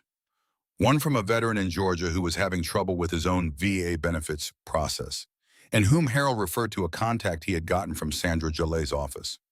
One from a woman in Ohio who had recognized her father's name in Harold's description of Tucker Boone's father, and who wanted to know if she might find her own answers in the same direction. Harold wrote her a careful letter suggesting that she try, because trying was always more useful than not trying, and that whatever she found at the end of it would be true in ways that the not knowing was not. The 3rd letter he responded to came from Tucker Boone. Tucker had written a letter which was not a thing Harold would have predicted of him, but which made complete sense when he held it, because Tucker Boone was a man who understood the weight of unsent letters and was not going to create another one. The letter said, "Harold, I read the letter to my brother last week. He cried. I didn't. I wanted to, but I couldn't find the way to it. Maybe later. I wanted you to know that the letter you gave me is in a place where it will be kept, where the right people will know about it. I'm thinking about what you said, that he would have been glad to be alive. I'm thinking about that every day. I'll be in Collinsville in November. There will be some men with me. We have some thoughts about your VA benefits review and a contact in Nashville who handles veteran advocacy cases, if you're willing to let us try. Tucker." Harold read this letter twice. He set it on the kitchen table. He got out his notepad. He found a pen in the kitchen drawer. He wrote 3 sentences, Tucker. "Come in November. Bring whoever you're bringing. Harold." He put it in an envelope and mailed it that afternoon. He did not have a return label, so he wrote his name and address in the upper left corner in his mechanic's handwriting, the compressed practical print of a man who wrote to communicate rather than to impress. The Garrett Marsh case resolved in the way that cases in small counties resolve slowly and imperfectly and towards something approximately just. The theft charge was elevated on the strength of the premeditation evidence and the property filing. Garrett Marsh pled to a reduced charge in exchange for a fine and community service. The community service to be served outside Collinsville, because the Collinsville VFW and 2 other organizations had made representations to the court about the appropriateness of having the man serve his sentence in proximity to his victim. The VA fraud investigation took 4 months. At the end of it, the inspector's office found sufficient evidence of a false report filed with malicious intent. Garrett Marsh was referred to the federal prosecutor's office for the Middle District of Tennessee. The federal case moved slowly because federal cases always move slowly, but it moved. Connie Marsh had moved to her sister's house in Clarksville within a week of the garage door going up. The Marsh house went on the market in October. It sold in January for a price that Nadine Combs described to Agnes as significantly below what it would have sold for before the summer. Agnes reported this to Harold, who said that he was not in the business of taking satisfaction from another person's loss, but that there were certain ironies a man could acknowledge without celebrating. The irony was precise and merciless.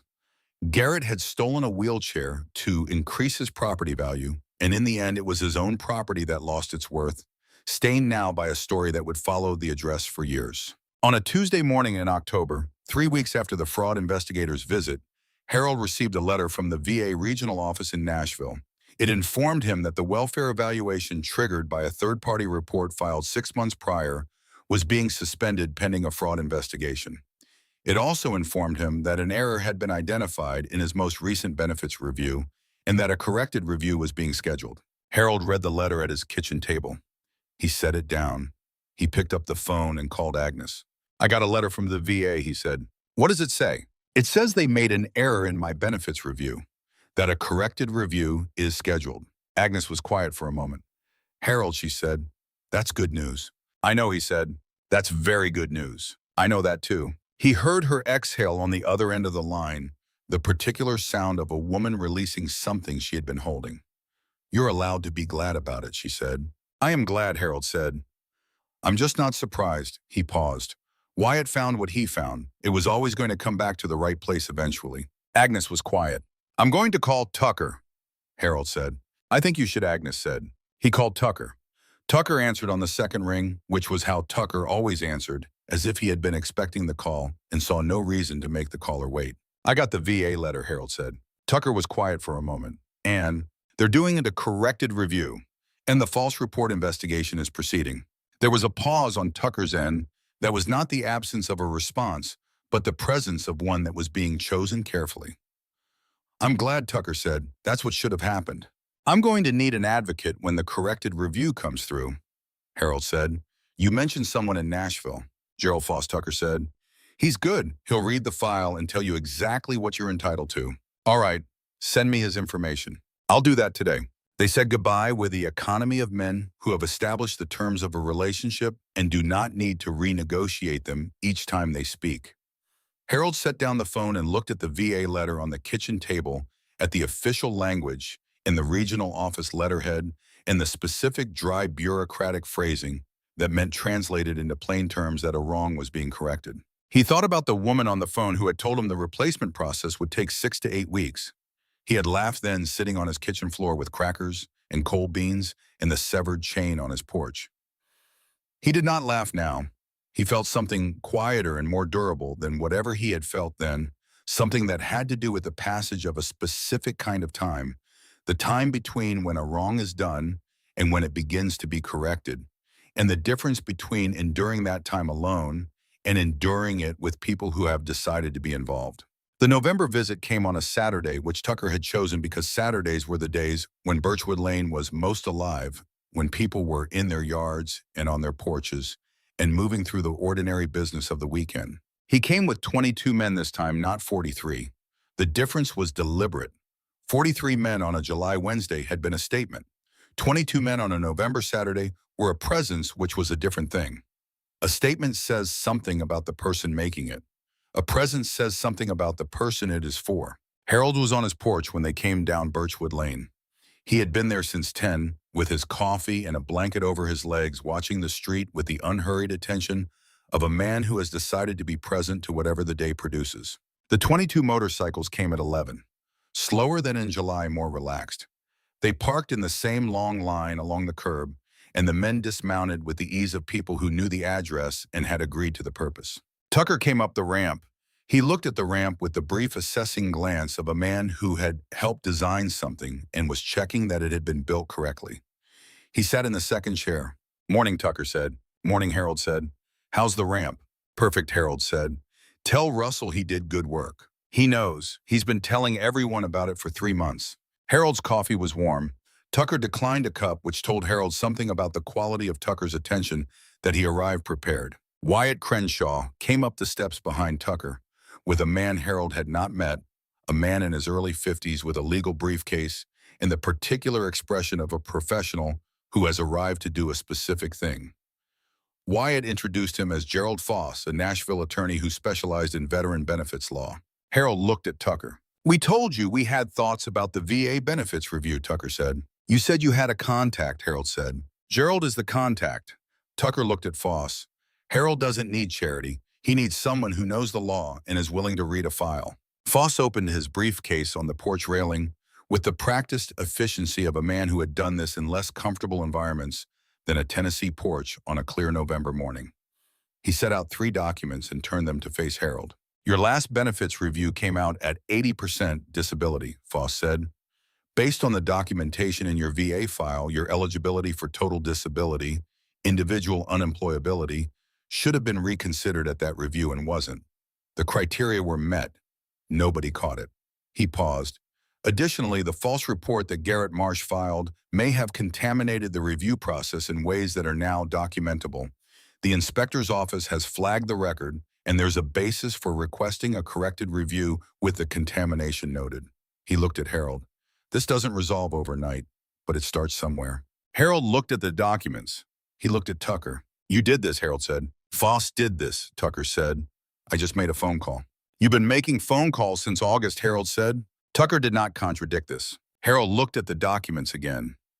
The numbers on the page represented a kind of arithmetic he had spent years doing the wrong way, calculating what he could manage without rather than what he might be entitled to with.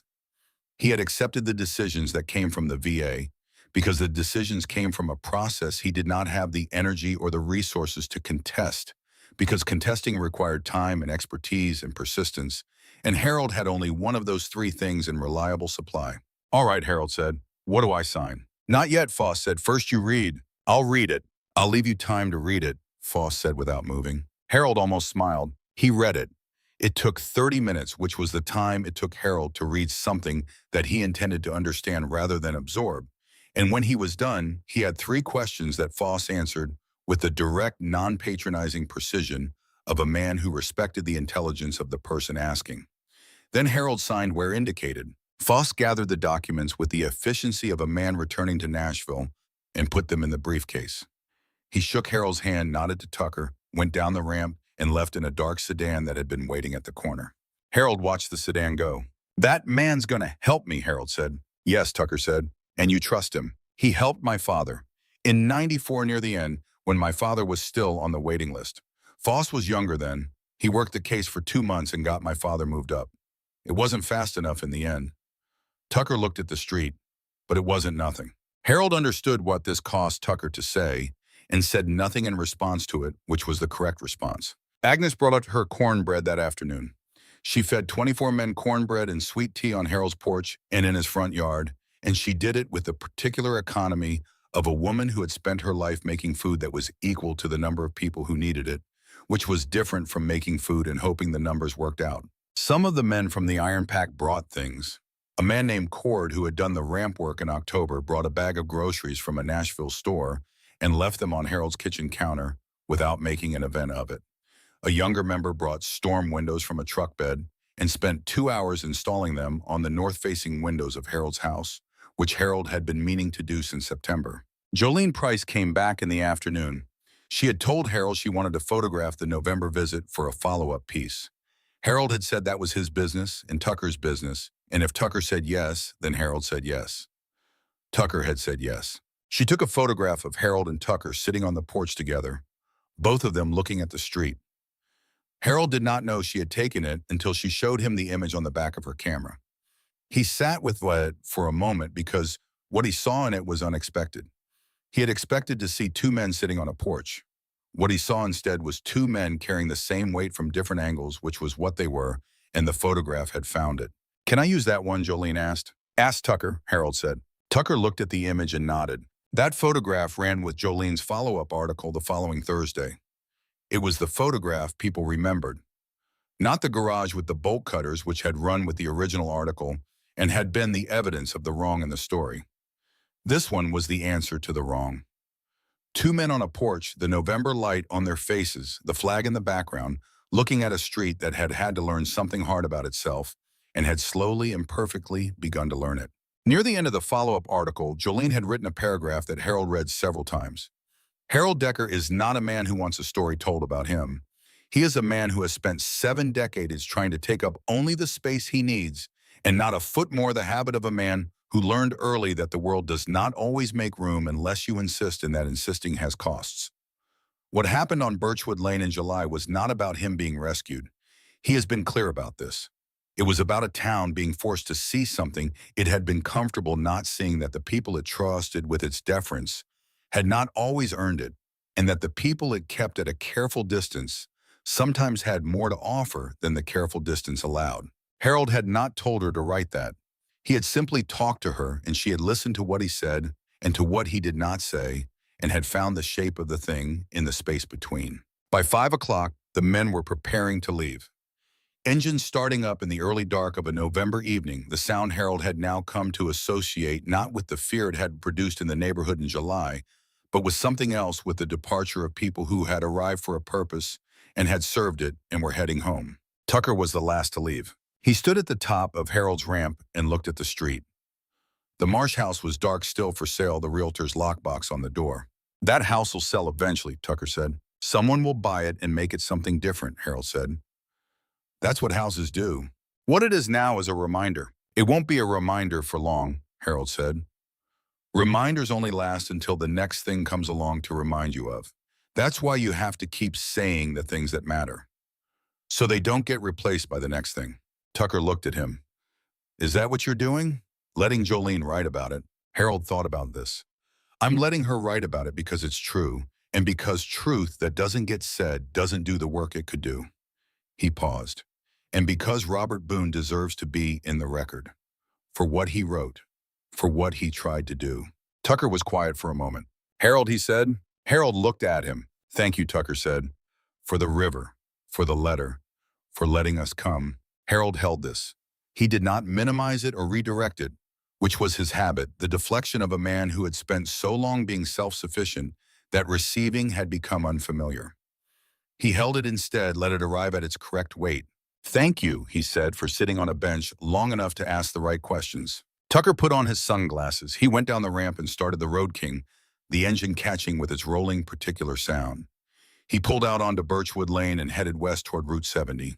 Harold watched until the sound was absorbed by the November evening, by the distance and the dark and the trees that still held their last leaves in the cooling air.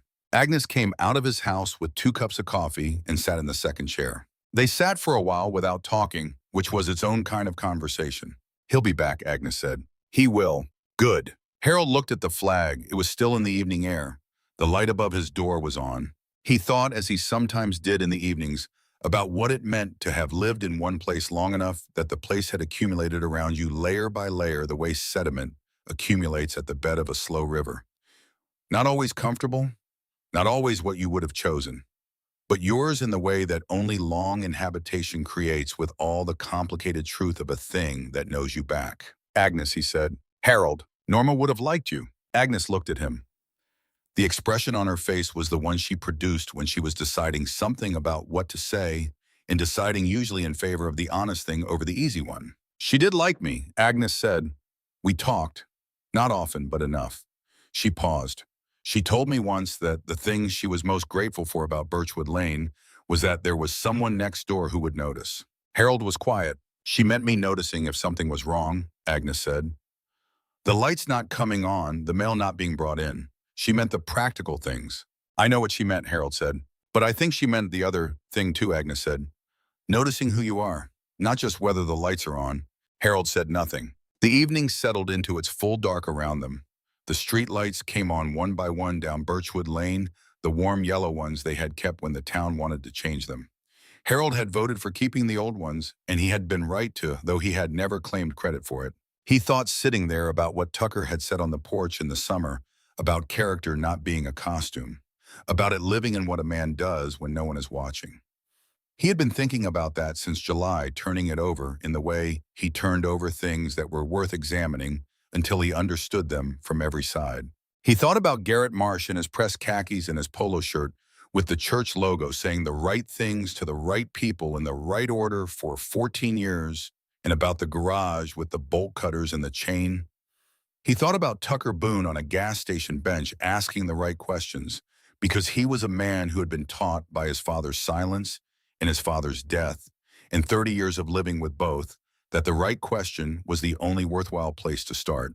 He thought about Norma keeping a letter in a shoebox, about Agnes knowing and waiting, about Robert Boone writing a letter in 1987 and mailing it to an old address and never knowing if it arrived, about all the years between a cold February river and a wooden bench in Tennessee where a man gave his name to a stranger and heard something shift. Some things take a long time to arrive where they are going, Harold thought. The error is in believing the arrival makes the journey less true. He finished his coffee. He set the mug on the porch railing. He looked at the street that had been his for 34 years, that had been his difficulty and his home, and the place where on a July morning the men everyone had feared had turned out to be the ones who looked. He looked at the flag. It was new, and it was his, and it moved when the air moved, and when the air stopped, it was still, and both of these were right. Tucker's coming in November again, he said. He told Agnes this even though she already knew, because saying it out loud made it more real. And Harold had learned in the years since Norma that the things you did not say out loud had a way of remaining uncertain. I know, Agnes said. He called to check your schedule. What did you tell him? I told him Harold Decker is a man who makes room for the things that matter. Harold was quiet for a moment. That's generous of you, he said. That's accurate, Agnes said. The porch was quiet around them. Somewhere down the street, a dog barked twice and was done. A car moved slowly through the intersection at Elm, its headlights sweeping across the front of Harold's house and moving on. Harold reached out and put his hand on the armrest of his wheelchair. The metal was cool in the October evening, the day's warmth already retreating. He thought about the wheelchair sitting in Garrett Marsh's garage for 3 days among the paint cans and the riding mower. He thought about Tucker carrying it across the road with the directness of a man returning something to where it belonged. He thought about Robert Boone in the Songhai River in February of 1970, and a 21-year-old who had gone in after him without deliberating, in the 54 years of consequence that had grown from that unremarkable necessary moment. He thought about Norma in the kitchen with the radio on singing off-key, completely committed. Harold was not a man who believed in the spiritual architecture of events, but he thought that if there was an architecture, this was what it looked like. Not grand, not obvious. Just the long, patient movement of cause toward effect and a man sitting in a wheelchair on a repaired porch in a Tennessee evening, watching his flag in the light, understanding that the connections between things are not always visible from inside them. Sometimes you had to be far enough from the beginning to see the whole line, and sometimes the line was still being drawn. Down the street, he heard faintly the distant sound of a motorcycle engine, one not 22 moving on Route 70 heading south. He did not know if it was Tucker. He listened until it was gone. "Soup's getting cold," Agnes said. "All right," Harold said. He unlocked the wheelchair mount. He put the key back around his neck. He rolled toward the door. Agnes opened it for him, and he did not tell her he could manage, because he was beginning to understand that accepting the open door was not a failure of self-sufficiency, but a recognition of what the open door meant when the person offering it meant it. He went inside. The porch light came on. The flag was still in the evening air. The street was quiet. Harold Decker, 70 years old veteran of the Mekong Delta mechanic widower, man of Birchwood Lane, went inside to eat soup with his neighbor and to be for the rest of the November evening in the ordinary and unremarkable warmth of not being alone. There was nothing dramatic about it and nothing small about it. It was what a life looked like when it was being lived correctly, when the people in it had done the hard work of seeing each other clearly and deciding that what they saw was worth staying near. It was a man in a wheelchair and a woman with a pot of soup in a street that was still learning slowly and imperfectly that the labels it placed on people were the most unreliable things it owned. The wheelchair wheels turned quietly on the new floor of the repaired porch, smooth and without complaint. And then they were inside and the door closed behind him, and the night settled over Collinsville, the way nights settle over small towns completely and without drama, covering everything with the same dark and leaving it to the morning to sort out what it had meant. The flag outside did not move. The light above the door stayed on. The street was as it had always been, Birchwood Lane in the small hours of a November night in Tennessee, holding its houses and its histories and its complicated truth about the distance between what people appear to be and what they are, a truth that never changes and that always in the end insists on being seen. There was an afternoon in early September, 3 weeks after the garage door had gone up, and the bolt cutters had been photographed by Jolene Price, and the Birchwood Lane story had begun its journey outward from Collinsville into the wider world, when Harold sat on his repaired porch and did something he had not done in many years. He did nothing. Not the particular variety of nothing that is really the management of pain or the suppression of thought or the performance of stillness for the benefit of people who might be watching. The genuine article, the nothing that belongs to a man who has discharged what was required of him and is now simply occupying the present moment without obligation to any other. He watched a sparrow land on the new porch railing and study the yard with the alert, tilted attention of a small creature that lives in a world where everything is both opportunity and threat. The sparrow stayed for perhaps 30 seconds, turned its head twice, and left in the particular abrupt way of birds no warning, and then gone. Harold watched the space where it had been. He thought about how many sparrows had landed on that railing over 34 years, how many small moments had occupied the porch, while Harold was not paying attention to them, because he was paying attention to the larger things, the maintenance, the appointments, the management of what a life required. He thought about all the September afternoons that had passed through Birchwood Lane while he was looking in other directions. He was not sorry about them. A man who had spent a significant portion of his 20s in a war zone did not arrive at 70 with a catalog of regret about the ordinary days. The ordinary days were the point. The ordinary days were what the other thing had been protecting. Agnes came out of her house at 3 o'clock carrying 2 glasses of sweet tea and crossed the yard in the unhurried way of a woman who knows she is welcome. She handed Harold one of the glasses and sat in the second chair, the one that had become hers in the gradual, unannounced way that things become ours when we occupy them enough. "Nice out," she said. "It is," Harold said. They sat for a while with the tea in the afternoon. "How's the knee?" Agnes said. "Same as always." "Which means what?" "Which means it does what I need it to do." Harold said. And some mornings it takes its time deciding whether it will. Agnes looked at him with the expression of a woman who has heard this answer before and has decided it is close enough to acceptable to let stand. The VA letter came this week, Harold said. The corrected review. I know, Agnes said. You told me. I did, he said. He was quiet for a moment. It still surprises me when institutions do the right thing. Agnes looked at him. Does it surprise you or does it just feel different than you expected? Harold thought about this. I don't know that I expected anything, he said. I had stopped expecting things from the VA, the way a man stops expecting things from a process that has disappointed him enough times, that expectation becomes a form of optimism he can no longer afford. He turned the glass in his hands. And then something happens that didn't have to happen, and you realize that expectation and hope are different things. I had stopped expecting. I had not stopped hoping. Agnes was quiet for a long moment. Norma used to say that she said, "Say what?" That expectation and hope were different things. She said expectation was about what you thought you deserved. Hope was about what you thought was possible. She paused. She said your trouble was that you had strong opinions about what you deserved and no opinions at all about what was possible. Harold looked at Agnes. When did Norma say this? Oh, many times, Agnes said. The last couple of years before she got sick, when you two would come over for dinner sometimes. She talked about you the way women talk about their husbands when they love them but have not lost their clarity about them. Harold did not say anything for a moment. He was thinking about Norma in Agnes's kitchen at the table with her tea, saying precise things about Harold's character to a woman who had since proven to be exactly the kind of neighbor Norma must have been hoping would be there when she was not. She was right, he said, about the hope and expectation. She usually was, Agnes said. Usually, Harold said. Agnes almost laughed. That's about the right proportion, she said. He thought in the weeks following the visit from the 43 men about what it meant to be seen by the people who were not supposed to see you clearly. The people who were supposed to see you clearly were the ones who had known you long enough to have accumulated context. The neighbor who waved from the driveway, the deacon who organized the food drive, the sheriff who came out with his notepad. These were the people with the proximity, the access, the 14 years of adjacent living. They had all the information they needed to see Harold Decker, and none of them had looked. Tucker Boone had looked. Wyatt Crenshaw had looked. A 30-year-old named Russell Flynn had looked and then asked permission before touching anything that was not his. 43 men whom the street had crossed to the other side to avoid had arrived on a Wednesday morning and treated the property of a 70-year-old veteran as if it mattered because to them it did for reasons that had nothing to do with property value or neighborhood optics.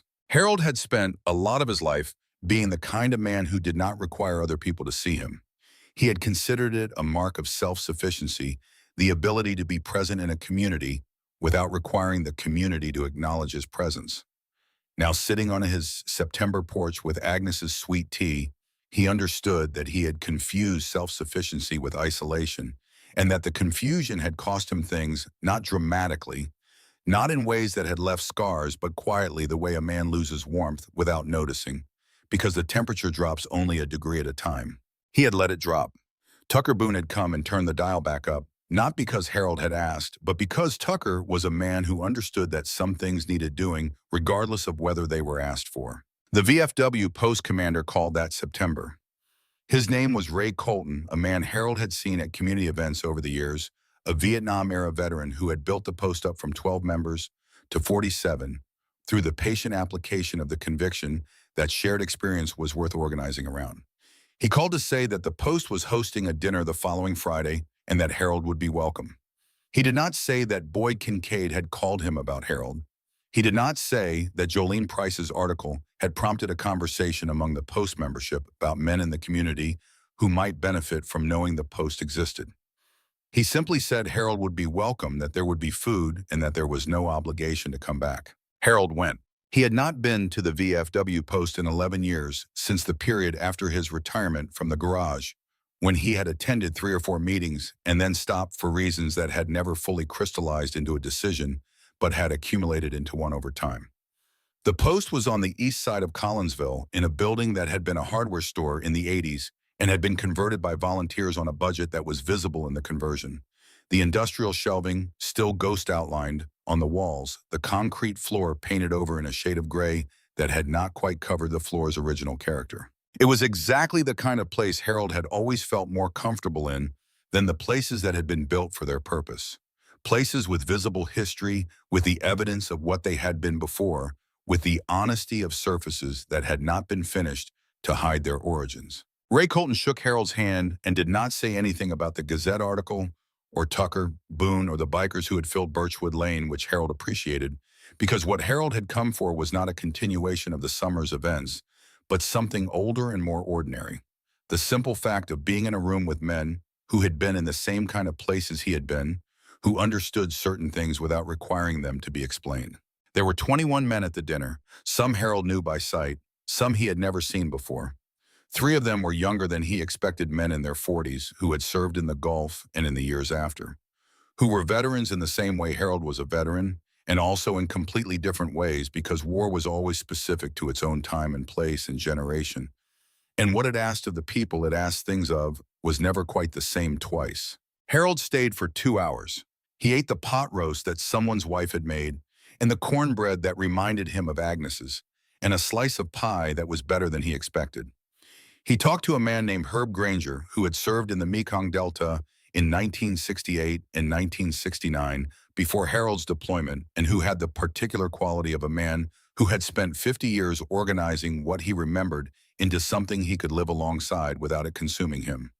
They talked for 40 minutes about things Harold had not talked about with anyone in years, not because the things were secret, but because they required a specific kind of listener, the kind that existed in rooms like this one. He drove home with Russell Flynn, who had appeared at the post-dinner as if by coincidence, which Harold understood was not coincidence, but was Tucker's way of making sure Harold got home safely without making Harold feel that he needed to be made sure of a distinction that Tucker understood and Harold appreciated.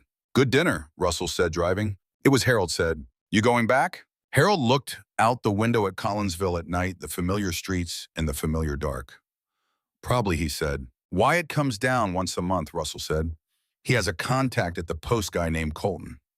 They talk about outreach for vets who aren't connected to anything. Wyatt thinks a lot of guys are living like you were," he said, then stopped. "I mean before," he said before. "I know what you mean," Harold said. "Wyatt says most of them aren't going to ask," Russell said. "That you have to find the way to them." Harold was quiet for a moment. "Wyatt's right," he said. He went to the post 3 more times that autumn. By the 4th visit, he had stopped counting the visits as individual events and had begun thinking of the post as a place that existed in his week. Not an obligation and not a destination, but simply a place, the way the bench at Garrison's was a place, and the porch on Birchwood Lane was a place, one of the locations where Harold Decker existed in the world rather than behind a door. He told Agnes about the post one evening in October, sitting on the porch with the first real cold of the season in the air, and Agnes said she was glad, and then asked a series of precise questions about the people he had met there, which Harold answered with the thoroughness he brought to questions that came from genuine interest rather than politeness. "One of the men there lost his wife last spring," Harold said. "Guy named Herb Granger. He comes to the dinners, and he has that look." "What look?" Agnes said. Harold thought about how to describe it. "The look of a man who is still counting the days," he said, "who hasn't moved past the part where he's keeping track of how far he is from when she was alive." Agnes was quiet. "I remember that," Harold said. The counting. The way time in the first year is still organized around her. Around what she would have been doing in the kitchen at this hour, what she would have said about the weather. Agnes said nothing. She was looking at the street. "You get past it," Harold said. "Not by forgetting. You get past it by adding things.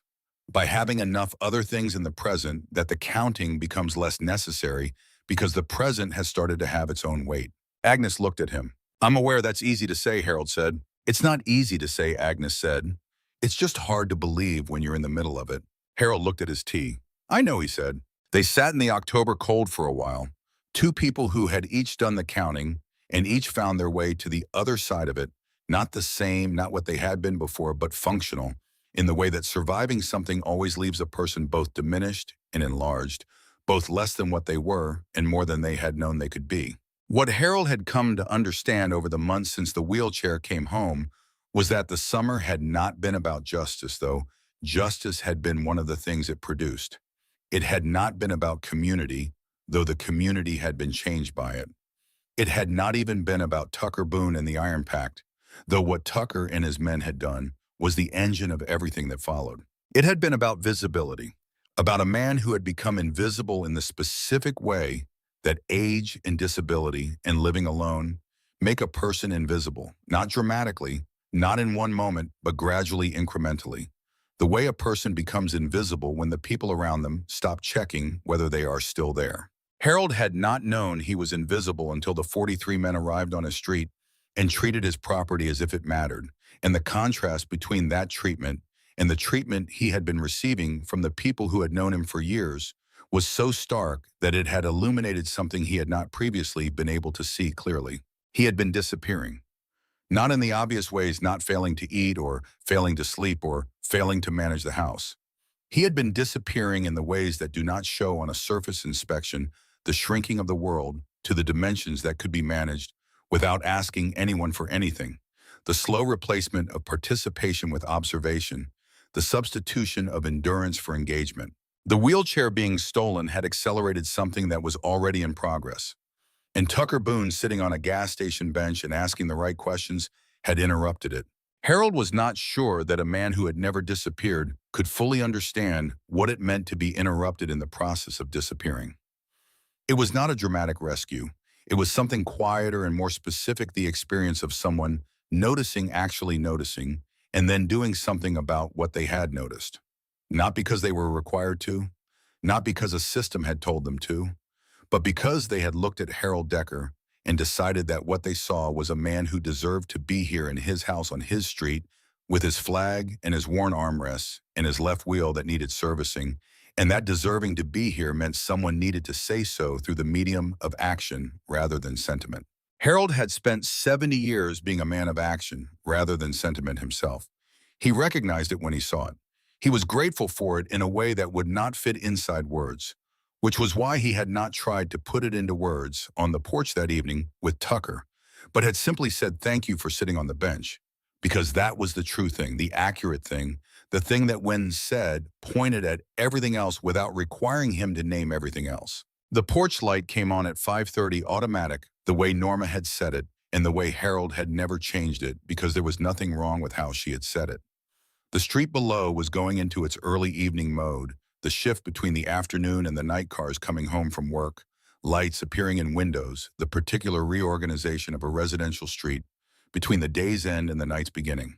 Harold watched it the way he had watched it for 34 years, from the porch that was now repaired, and the chair that was now home, and the flag that was now new, and he thought that what a man could ask of a street was not that it be perfect or that it be fair, or that it always be what he needed it to be. What a man could ask was that it be real, that the things that happened on it be honest in their consequences, that the true nature of the people on it eventually find the surface however long that took. Birchwood Lane had found the surface. It had done it painfully and publicly, and with the involvement of 43 motorcycles and a garage door and a sheriff who wrote things down in his notepad with the enthusiasm of a man filling out a parking ticket. It had been messy and it had been slow, and it had produced a story that the town would tell for years in ways that were not always accurate. But it had been real. Harold Decker rolled his wheelchair to the edge of the porch and looked at his street in the early evening light and thought that real was enough. Real was in fact everything. The rest was weather. Agnes called him inside for dinner at 6. Harold rolled back from the edge of the porch and unlocked the security mount with the key that lived around his neck on the leather cord Wyatt had tied for him, a cord that had replaced the original piece of twine Harold had been using, which Wyatt had examined once and said nothing about except that he had a better piece of leather in his saddlebag if Harold wanted it. Harold had said all right, and Wyatt had replaced the cord with the methodical care of a man who understood that small things done well were not smaller than large things done adequately. He rolled down the ramp across the yard, up Agnes's porch steps, with the short ramp Russell had installed on her side too, a project Russell had proposed, and Harold had initially said was unnecessary, and then thought about for a day and agreed to because agreeing had stopped being as hard as it had been, because the summer had done something to the mechanism that made accepting help feel like a failure, had loosened. It had reminded him that asking and accepting were not the same as needing, that a man could need something and decline help with it and call that self-sufficiency or could need something and accept help with it and call that judgment. And the second was the more honest of the two. Agnes's kitchen was warm and smelled of the pot roast she made with the particular economy of a woman who had been feeding herself and only herself for 5 years and had not lost the habit of cooking as if someone else might be hungry too. She had a radio on the counter, the kind with a dial tuned to a station that played the music of the decade before the one Harold associated with his young adulthood music that was entirely comfortable and entirely invisible, the way good background is present without demanding. She had set the table for two, which she always did when Harold came for dinner, not with ceremony but with the simple domestic acknowledgement that there were two people and both of them would need a place. Harold sat at the table.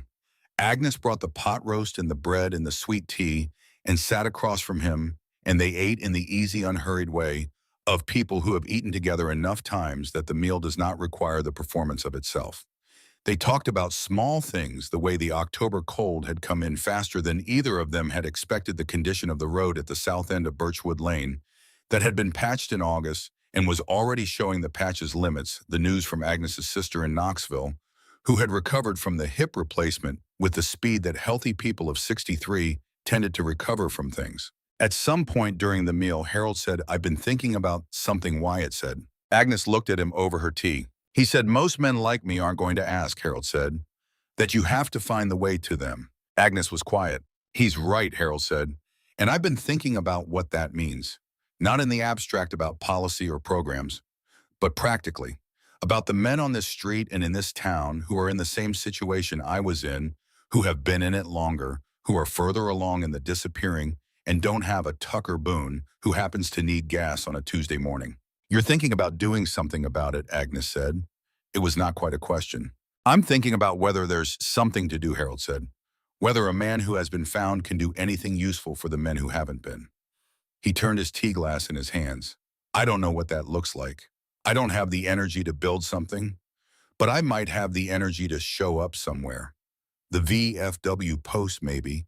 Not as a guest at a dinner, but as a reason somebody else comes to the dinner." Agnes looked at him with the expression she wore when she had already reached a conclusion and was giving him time to get there on his own. "You already talked to Ray Colton about this," Harold said. Agnes did not look away. "He called last week," she said. "He wanted to know if I thought you'd be interested. I told him I thought he should ask you himself." Harold set down his glass. "And you were going to tell me about this when—" "I'm telling you now." "Agnes." "Harold," she said, "I'm telling you now because now is when you are ready to hear it. Not 3 months ago, not 6 months ago. Now." She met his eyes. "You know I'm right." Harold thought about this. He thought about the quality of patience that Agnes brought to things, the specific and unhurried patience of a woman who had decided early in their friendship that Harold would arrive at most things on his own if given enough time and the appropriate proximity to the correct information. He thought about all the times she had known something before he did and had not said it because the knowing was not the point, the arriving was the point. He thought about Norma saying that Agnes noticed things. She did, he thought. She noticed things and she knew what to do with what she noticed, which was different from noticing and different from doing. And the combination of all three was rarer than any one of them alone. "All right," Harold said. "Tell Ray Colton I'll come talk to him." Agnes nodded. They finished the pot roast in the warm kitchen with the radio on two people who had arrived separately and by different roads at the place where they currently were, which was an ordinary evening in November in a small town in Tennessee, and which was as ordinary evenings go exactly sufficient. Harold went home at 8. He crossed the yard in his wheelchair under a sky that was clear and cold and full of the particular brightness that belongs to autumn nights when the air has dried out enough to let the stars declare themselves. He could see Orion beginning its winter return above the tree line at the east end of Birchwood Lane, the belt and the familiar arrangement of light that Harold had watched from so many places, a foxhole in the Mekong Delta, the driveway in Clarksville, this porch, this street, this life. He rolled up the ramp. He locked the security mount. He went inside. The house was warm. He had left the heat on low while he was at Agnes's, which was something he had only recently started doing, another small recalibration in the direction of treating himself as a person whose comfort had value. He had the impression that Norma would have considered this overdue. He turned on the kitchen light. He looked at the table where Robert Boone's letter had sat, where Tucker had read it, where Harold had read it. Empty now as tables are between the things that happen on them. He looked at his kitchen. His house, the specific and ordinary evidence of the 34 years he had spent on Birchwood Lane, and he thought that a house was not just what you could see from the outside, the flag and the porch and the property values. A house was the accumulated interior of a life, the coffee rings on the counter, and the marks on the linoleum, and the shelf where the shoebox sat, and the window over the sink where Agnes had looked while Tucker and Harold talked about rivers and fathers, and the weight of what a man carries home from a war. Harold Decker turned off the kitchen light. He rolled to his bedroom. He lay down. Outside, the night was quiet over Birchwood Lane. The flag on the porch pole was still. The light above the door burned steadily, the way Norma had set it, the way it would burn until morning, marking the house of a man who was here, who was present, who had been seen, and would go on being seen. That was enough. That had always been enough. It had just taken the summer to make it clear.